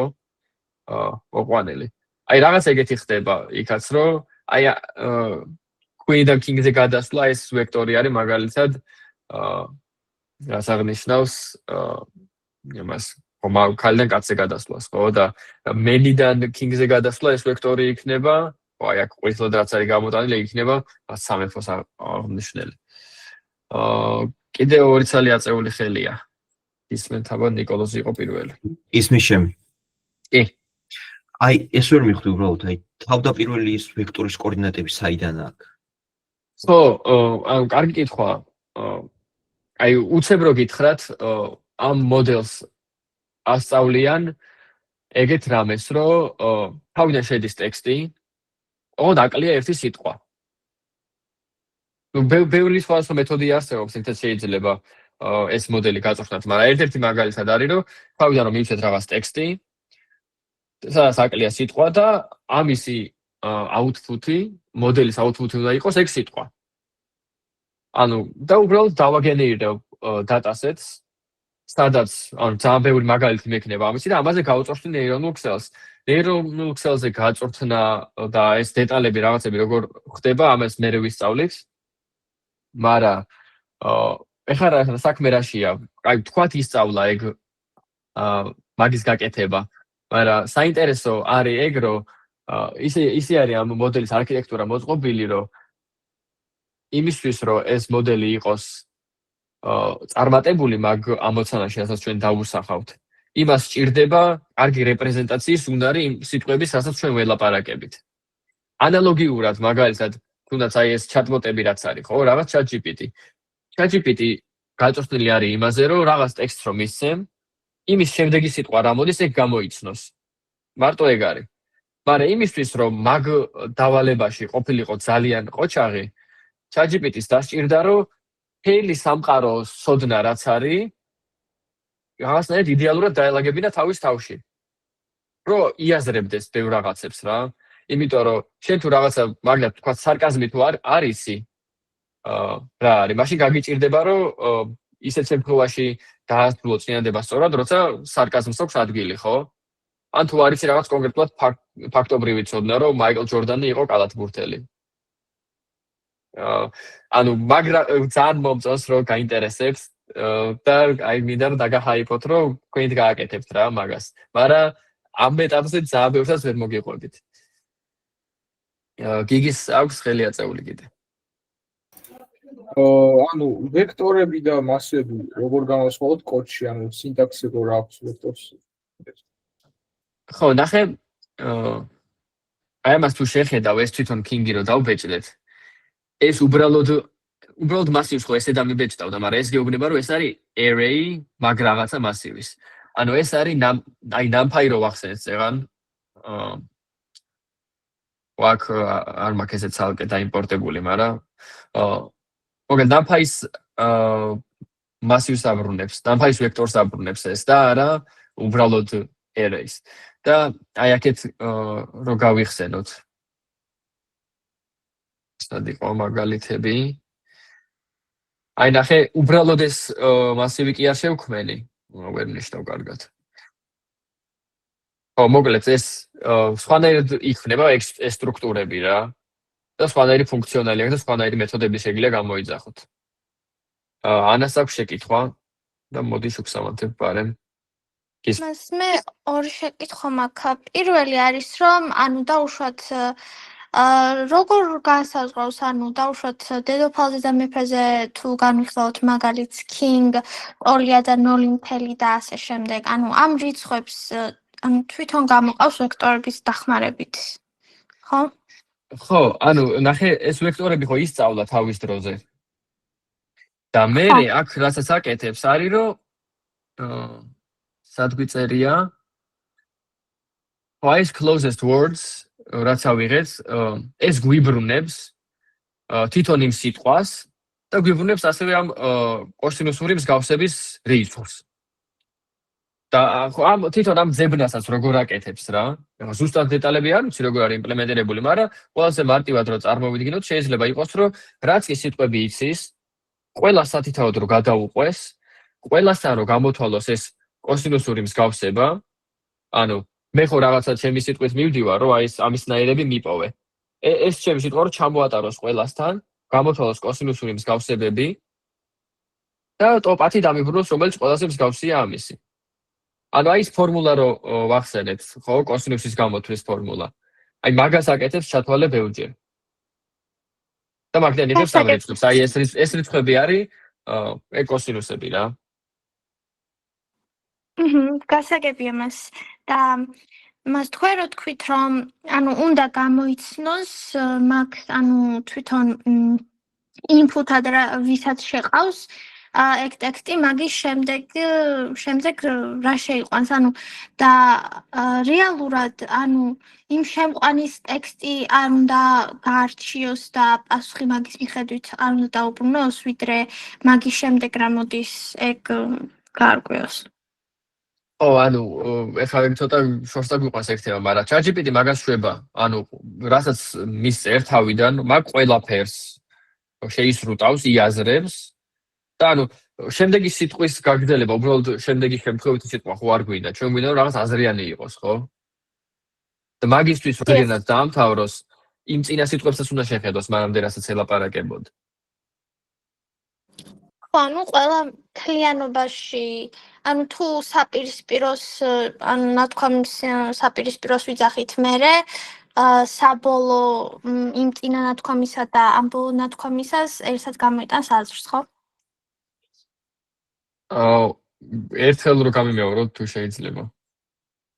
მას ანუ ერთხელ დაუშვათ თუ რაღაც ანუ რაღაცას წერდა მერე მაგის საპირისპიროს ანუ აჯამებს ხო ერთად და მერე ხო ეხლა ანუ წარმოიდგინე რაღაც აბსტრაქტული რაღაც ტექსტი დაუწერო ვანთ შეიძლება ისეს დაიბნეს რომ ვერ მიხვდეს და მაგაზე მოდელი კი არა ადამიანიც ხო დაიბნეოდა უბრალოდ რო ორი საწინააღმდეგო რაღაც დაუწერო მაგრამ ისე ზოგადად ანუ განიხილავს ანუ ძალიან დიდი ის აქვს მოცულობის ტექსტის აღება შეუძლიათ ამ იმეებს ამ მოდელებს ეხლა რა ისეთ ვსაუბრობთ ამას WordX კი პატარა აი GPT-ს და ასე შემდეგ და ანუ ის თელ თავში იტევს რაც ელაპარაკე მაგას ნამდვილად ანუ მარტო რაღაც ბოლო სიტყვას კი არ უყურებს ყველაფერს უყურებს იმის წინაც იყო გასაგებია აქ ეს მონაცემები მგონი არ მაქვს უნდა ჩავტვირთო აი მაინც ეს არ მახსოვდა ერთი წუთით სადღაც უნდა მქონდეს ეს არის წესით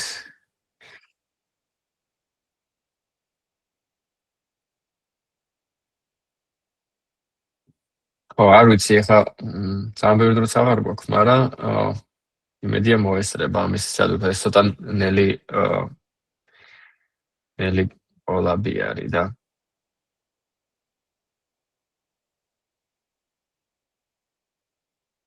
ახლა ყველაფერი მუშაობს თათ ყველაფერი არ მუშაობს არ გავუშვი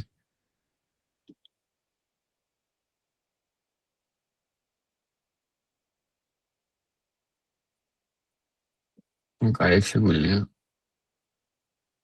ჯერ ეს უნდა გამეშვა და მე ეს ოკეი გადავანაცვლებ მაგ იმდევრობას ვარე ის იყოს ქვემოთან კაი ხო ახლა გავერთე მე აქ რაღაცების კეთებაში რა ხდება აქ ანა ხელი გაკაწეული ახლა შევამჩნიე მას განავიწყდა გათიშვა ოკეი ხო აქ რა ხდება აქ უკვე სიტყვებს კი არ ვეძებთ აქ შეგვიძლია მოვძებნოთ ფოტოები ესეც ცნობილი რა ბევრი მოდელი არსებობს რომელსაც ფოტოების გადაყვანა შეუძლია ვექტორებში აქ მაგალითად მოყვანილი ეს ResNet-ი, სადაც აი მოკლედ რაღაც მოკლედ კომპლექსური არქიტექტურაა, მე გაივლით მაგასაც, მაგრამ ჩართვალეთ რომ აი როგორც high level-ზე როგორც გითხარით, რომ უბრალოდ აი ფოტო არის რიცხვები. პიქსელები არის რიცხვები. და ეგ რო უბრალოდ რაღაცნაირად რაღაც კანონზომიერებით რომ დააბრყელოს და მიიღოს ბოლოში ვექტორი. და აქ რაღაც უცებ რაც ვიპოვე მარტივი დატასეტი იყო რაღაც ეკლესიების ნაწილების ფოტოები. უნდა იყოს წესით გუმბათი, ჭაღი, ფრესკა და რაღაცა თაღი. და ვნახოთ აი ერთი მაგალითი რო ავიღოთ. აი ჭაღის ფოტო რო უკითხოთ, სხვა დანარჩენ ჭაღებს თუ მიპოვის მაგალითად. რაღაც ეგეთი. აი ამის ჩატვირთვას დასჭირდება ცოტა დიდი დრო. თუ არა. არ დასჭირდა. აი ეს რო თქვი რომ ცოტა დიდი და კომპლექსური არქიტექტურაა თქო, აი ეს არის მოკლედ ფენები ასე ვთქვათ რა, როგორ კითხულობს ამ ფოტოს მოდელი. და სანამ ბოლოში გამოწურავს ვექტორს. არის დარდოთ ახლა ამაზე, ამას ისწავლით. და ხო, ეს მოდელი უშუალოდ გაწვრთნილი არის იმაზე, რომ წინა მოდელი ხო იმაზე იყო, რომ რაღაც სიტყვა გამოეცნო, გამოკლებული სიტყვა და ეს არის გაწვრთნილი იმაზე, რომ კატეგორიზაცია გააკეთოს ფოტოების, რაღაც 1000 ხო აი 1000 კატეგორიაზე მუშაობს.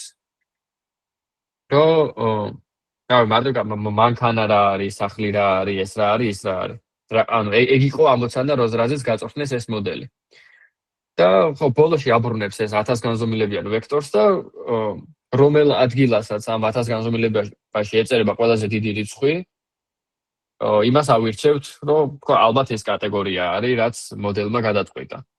რაღაც თქვა შევა მანქანის ფოტო, რაღაცა გამოთვლები მოხდება იქ და ამ 1000 განზომილებიდან შეიძლება რომელიღაცა 784 შეესაბამება მანქანას და იმ ადგილას ეწერება ყველაზე დიდი რიცხვი და დანარჩენ ადგილებს ეწერება პატარა რიცხვები. რომელი კატეგორია რამდენად გონია. შეიძლება რაღაც თვითმფრინავში ეწეროს პატარა, მაგრამ სად 0 რიცხვი არა, იმიტომ რომ ნუ რავი გავს თვითმფრინავი მანქანას ხო? რაღაც ეგეთი. ჩვენ რასაც ვიზავთ არის რომ ეგ არ გვაინტერესებს.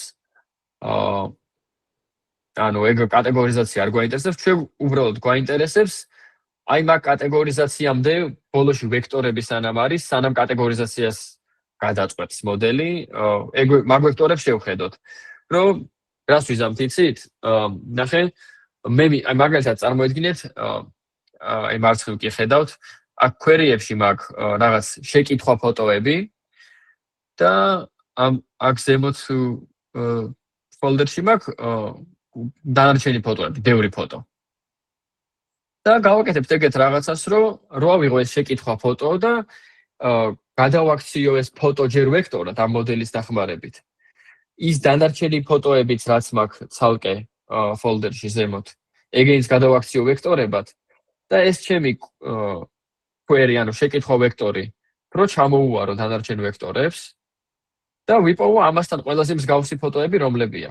რამაც უნდა გამოიწვიოს ის, რომ გუმბათს რო ვკითხავ ამ მოდელს, უნდა დამებრუნოს გუმბათის ფოტოები. აქ ვახსოვთ რაღაცა იყო ნელი ამ პროცესში და ხო ალბათ ეს ვექტორიზაცია ნების. ხო ეხლა რას აკეთებს, რომ თითოეული ამ ფოტოსთვის რაც მაქვს გადაუყვება და გაატარებს ამ არქიტექტურაში და ბოლოში ვექტორებს ასაც დაუბრუნებს ის, მაგებს შეინახავს.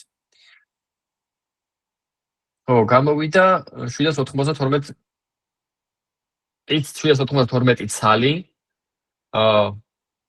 258 განზომილებიანი ვექტორი.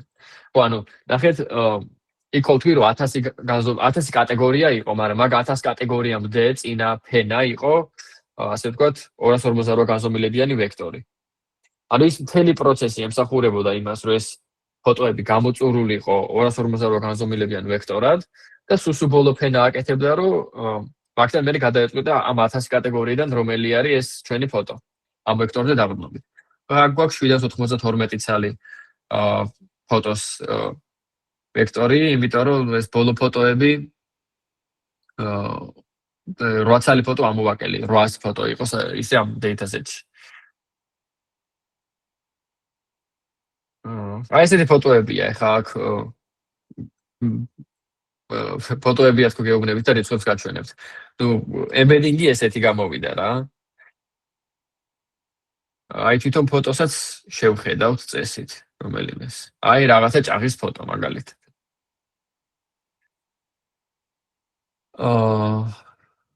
ეს უკვე ის ხო არა, რაც მაინტერესებს. ხო არა. მეგონი უბრალოდ რენდომ ფოტო არის. ხო. აი დაახლოებით რო განახოთ რა ფოტოებზია საუბარი. ყოველი 50-ე რო დავაბეჭდინო 800-დან.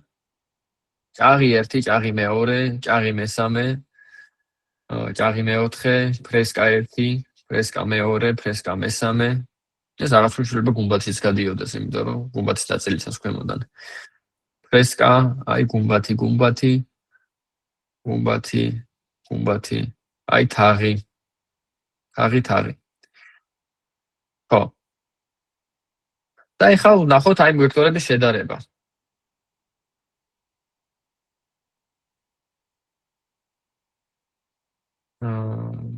აი მაგალითად, გავტვირთოთ ეს რაღაცა. არ მოეწონა ერთი წუთით.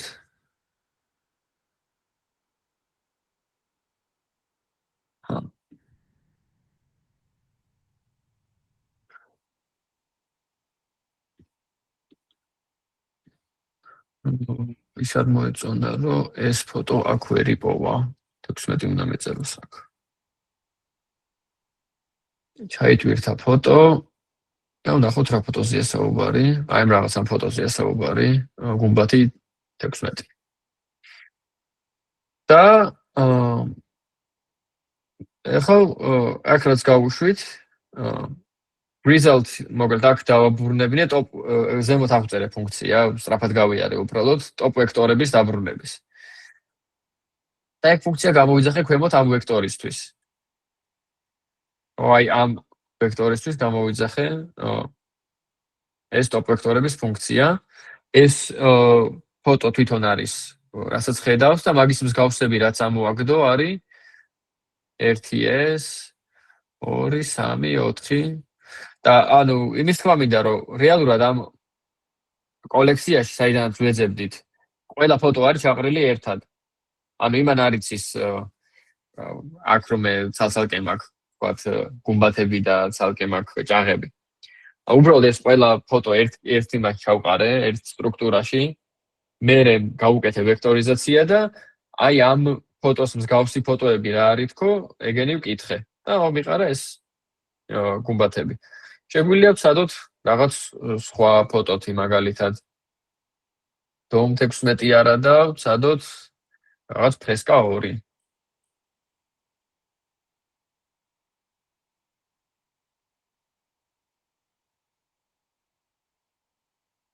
ახლა თვითონ ეს ფრესკა არის, ესეთი ფრესკა.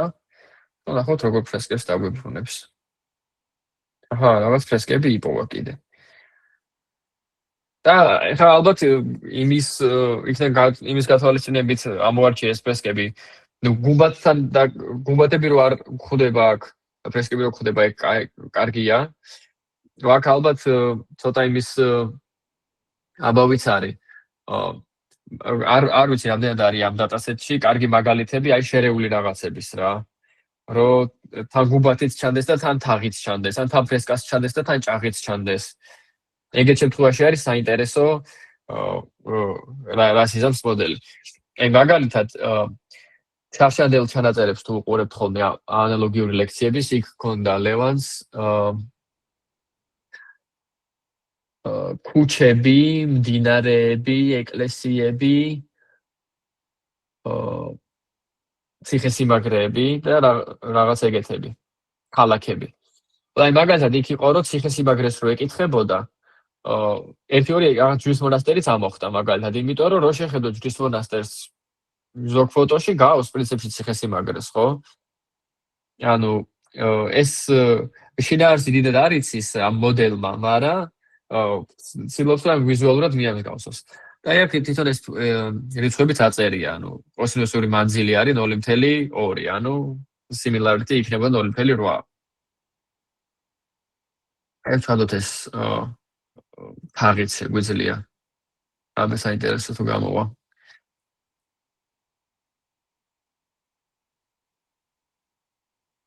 სხვა ფართოება აქვს. აჰა. ეს არის ჩვენი თაღი და ნახოთ აბა როგორ თაღებს იფოვეს. ეს თავისთავია? თუ? არა, თავის გავს, ოღონდ რაღაც სხვა კუთხით არის გადაღებული და შემოbrunებულია ცოტა. ეს ორი, აი რავი, ძალიან გავს ერთმანეთს ყველა. ეს არის ხო? არ ვიცი, შეიძლება რაღაც ისე სინთეზური დატასეტი არის, რომ 800 ფოტოს მაგივრად გადაიღეს 400 ფოტო. და მეორე ნახევარი აიღეს უბრალოდ შემოატრიალეს ეს ფოტოები, რომ მეტი მაგალითი ყოფილიყო. არის საინტერესო ტექნიკები, იმიტომ რომ რავი, არის შოუება ზოგადად მაგდენი მონაცემი, რომ კარგი მოდელი დაატრენინგო და რაც არის ეხა მაგალითად ისევ გადახვევა გამომდის ცოტა თემიდან, მაგრამ საინტერესოა. აი ეს ChatGPT, ხო? ანუ აქვს დასწავლი მთელი ინტერნეტი.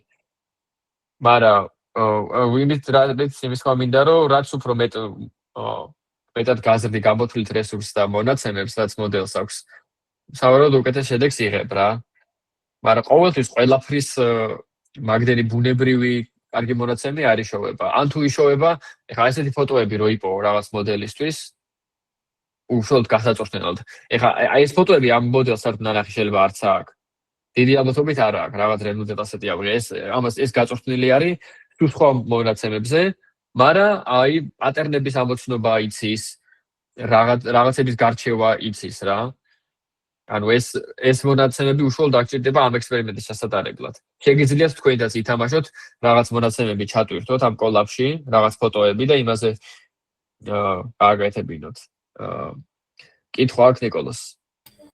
ანუ ამის მთავარი ისმის ხო ჩემი? კი. ანუ ამის მთავარი ალგორითმი ის არის ხო, რომ ამ საწყის ვექტორს და ანუ სხვა დანარჩენ ფოტოების ვექტორებს ადარებს ხო ერთმანეთს და სადაც უფრო მეტი დაემთხვევა ალბათ მაგებს ანახებს ხო? ანუ ალგორითმი დია შეიძლება ხო? ალგორითმი, ანუ ჩვენ რასაც ვაკეთებთ ეხლა რომ ვიპოვოთ ფოტოს მსგავსი ფოტოები, მაგის ალგორითმი ეგ არის. მაგრამ თვითონ ეს მოდელი როგორც არის მიღებული, ეგ სხვა რაღაც არის. ეგ იყო კატეგორიზაციის ამოცანა, რას ვთქვით. იქ ეუბნებოდნენ რაღაცა ძაღლის ფოტოს აჩვენებდნენ და ბოლოში ეუბნებოდნენ, რომ ძაღლის კატეგორია უნდა ყოფილიყო რა. რაღაც ვექტორი იქნებოდა იქ 1000 განზომილებაში ერთგან ძაღლის ადგილას ეწერებოდა ერთიანი, დანარჩენებში ნოლები და ეგ ვექტორი უნდა დაეგენერირებინა ბოლოს. მაგრამ ეგ რო კარგად და ეფექტურად გააკეთოს, მაგისთვის სჭირდება ამას, რომ შიგნით ისწავლოს რაღაცები რა. როგორ ისწავლოს და შესაძლებელი რომ იყოს ეს სწავლა, მაგას უზრუნველყოფს ის არქიტექტურა. რასაც ისწავლით მერც. დაჩი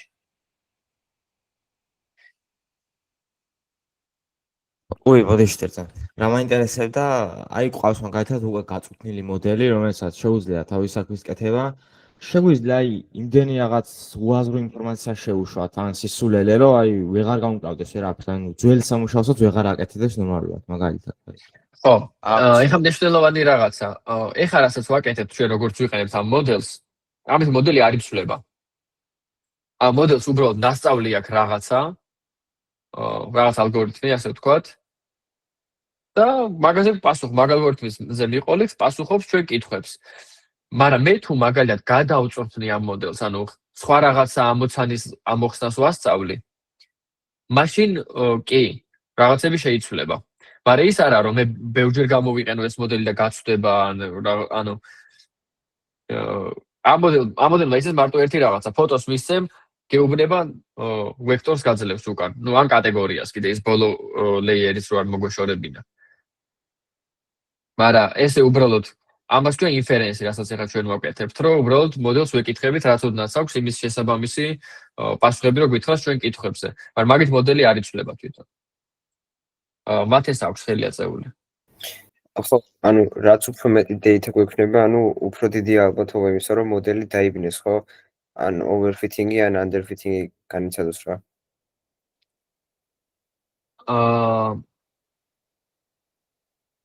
ეგრეც რაც უფრო მეტი data გვექნება, ეგრე პირდაპირ ვერ იტყვი, რა data-ს გააჩნია. რაღაცებისთვის data თუ არ საკმარისი data თუ არ გაქვს, საერთოდ არაფერი არ გამოვა. ნიკოლოზ ასე აი ფოტოზე რო წერია ვექტორულად, თუ ანუ ისინი რო წერია 0-დან 120-მდე და მე ქვემოთ 0-დან 120-მდე, ეგ რას აღნიშნავს? 0-დან 120-მდე. ეს ალბათ ჩემი აზრით ეს ფოტოები არის 128 პიქსელზე. აქ უბრალოდ მარცხენა ღერძიც უნდა არის გადანომრილი, მაგრამ მარჯვნივ მაგას არ აღნიშნავს, თითოეული პიქსელის კოორდინატია. კარგი. აი პატარა ქაღუთის კვიზიც კი მაქვს მე აქ, მაგრამ რაღაც ცოტა გაგვეწელა მგონი ეს და რა სიტყვით შემდეგი ლექცია რო დავიწყოთ ამ მასალაზე კვიზით. მე მგონი არ იქნება ურიგო.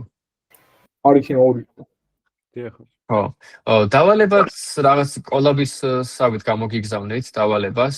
შეგიძლიათ წაეთამაშოთ. მე მგონია რომ რაც ეხა პირველ ნაწილი უფრო თეორიული იყო და რა არის ვექტორები და როგორ მოვეფრნას და მეორე ნაწილი იყო მაი მართლა რა სჭირდება და ის რომ უბრალოდ იქ რაღაც კაი კოსინუსი დავთვალე რა ჯანდაბად მინდა კოსინუსი. ეგ კითხვა რო არ გქონდეთ რა, რომ უფრო ხელსესახებია, რომ თურმე ერთნაირ ფოტოებს ერთნაირი მიმართულება აქვს ამ ვექტორულ სივრცეში და კოსინუსს თუ შევადარებ ერთმანეთს, ერთ მსგავს რაღაცებს ვიპოვი. ხო, მაგის დანახება მინდოდა უფრო. არ ვიცი, რამე საბოლოო კითხვები თუ გაქვთ? და შეგვიძლია დავამრგვალოთ თანდათან. მე თან მინდოდა რაღაც ის თქვა. ამ სლაიდებსაც აგიტვირთავთ.